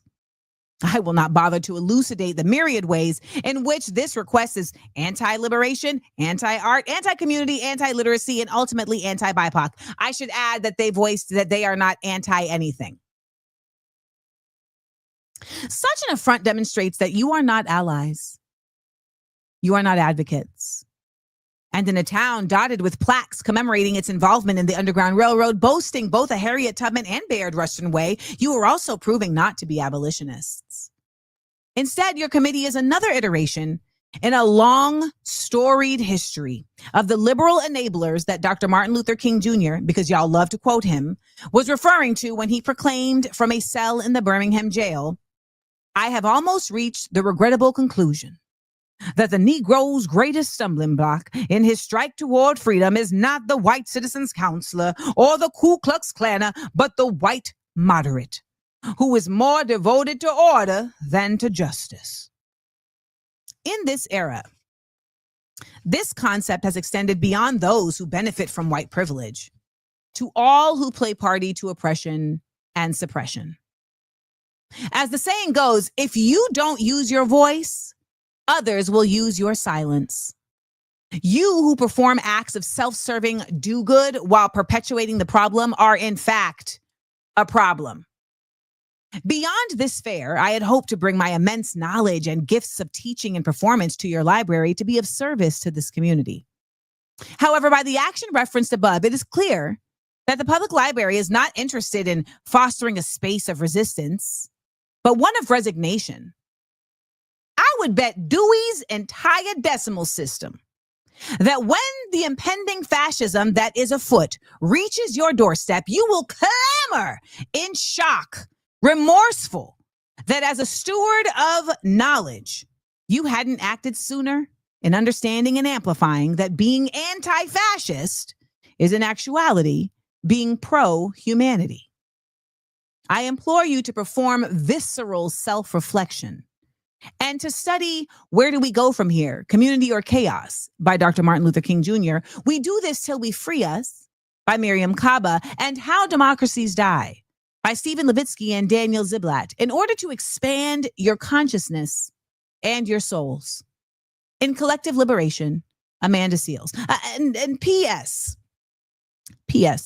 The one time I did come to write at the library, hoping to find respite among the stacks in order to complete my memoir, I resigned to leaving after the librarian carried on a phone conversation at full volume for over 10 minutes.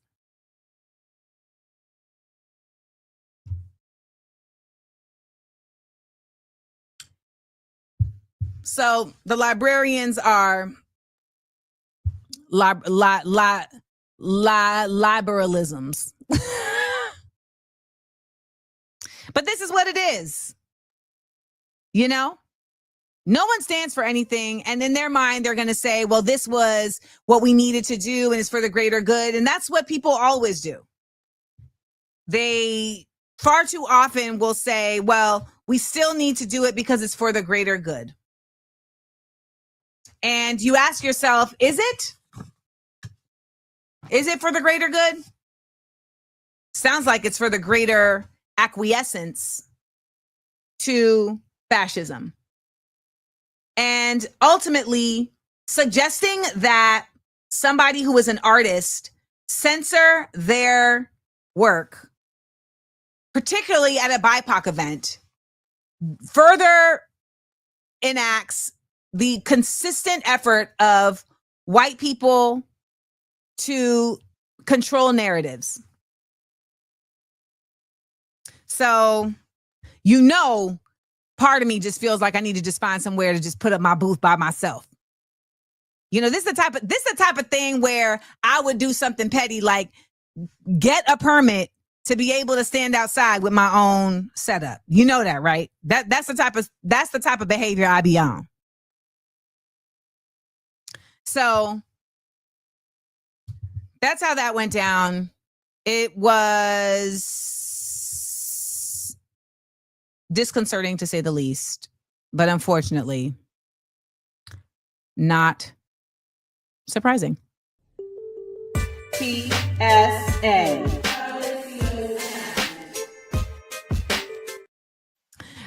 Before we get out of here, I want to remind you about our bonus question. AmandaLand. Bonus question. Bonus question. Bonus question. Bonus question. BONUSQUESTION. Bonus question.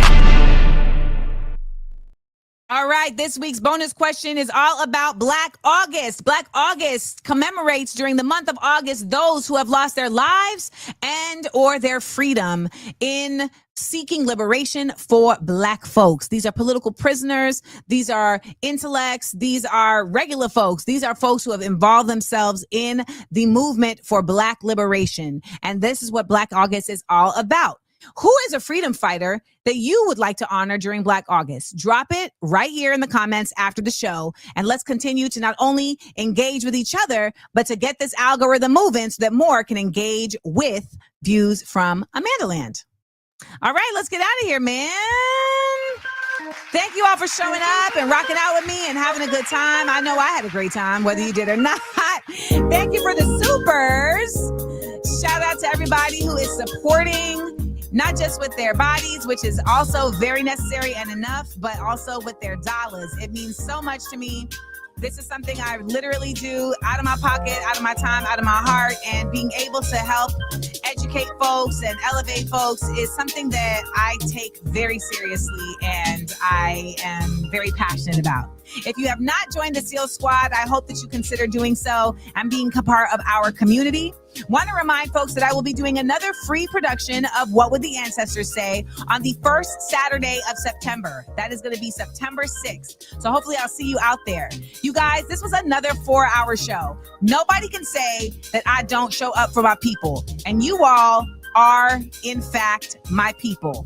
Want to remind everybody to go and support the global Sumud Flotilla. Thank you to Thiago Avila for joining us today to teach us about what is going on with the global Sumud Flotilla. You know, I think a lot of folks are just like, oh my gosh, like this is still happening. Yes, it's still happening. And this time they are taking multiple boats to try to break the siege in Gaza. You can also show up and show out for Nodutdol. Shout out to Jamie and Heath for joining us to tell us all about Korea's past, present, and future. And you can support Nodutdol. On August 15th, they will be having a series of rallies and protests in support of the 80th annual National Liberation Day, when Koreans expelled the Japanese from their island, only to then be occupied by the United States. If you are in New York City, Philly, DC, Oakland, Seattle, or LA, you can get in the mix of these protests and rallies. Go to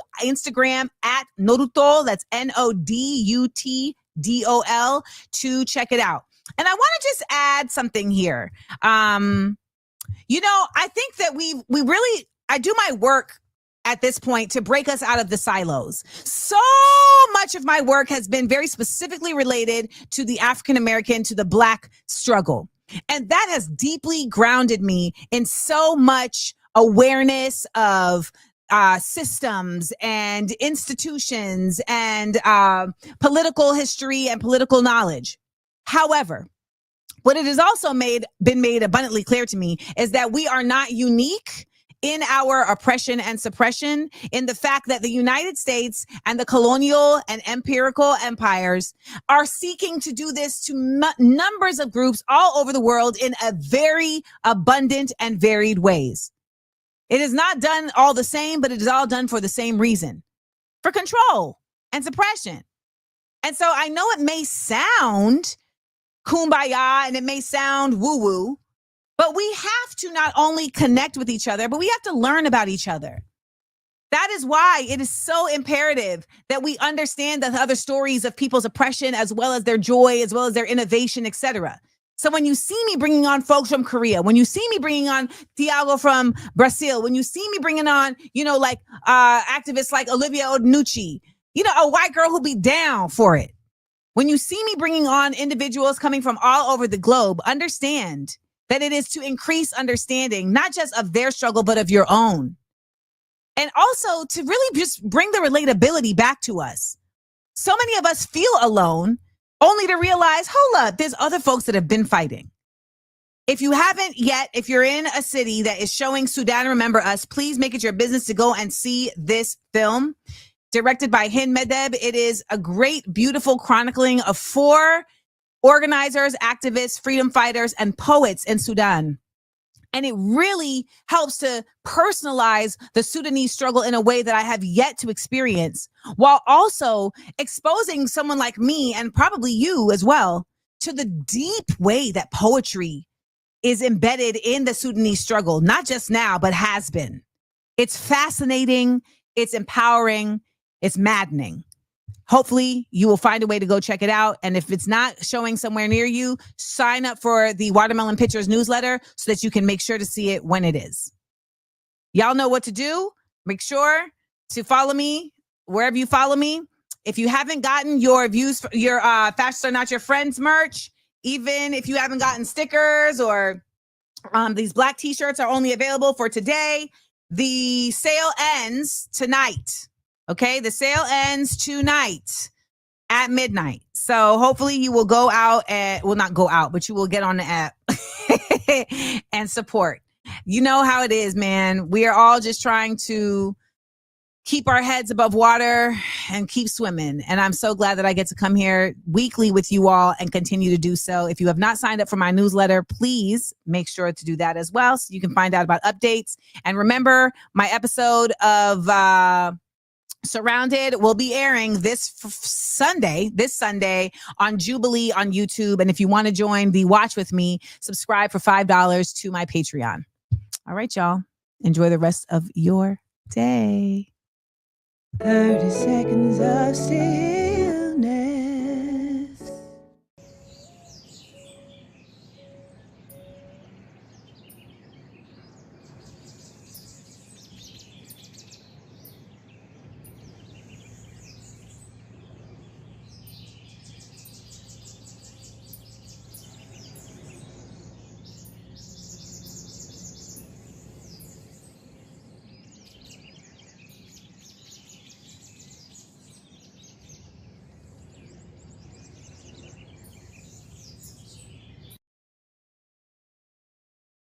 Amanda.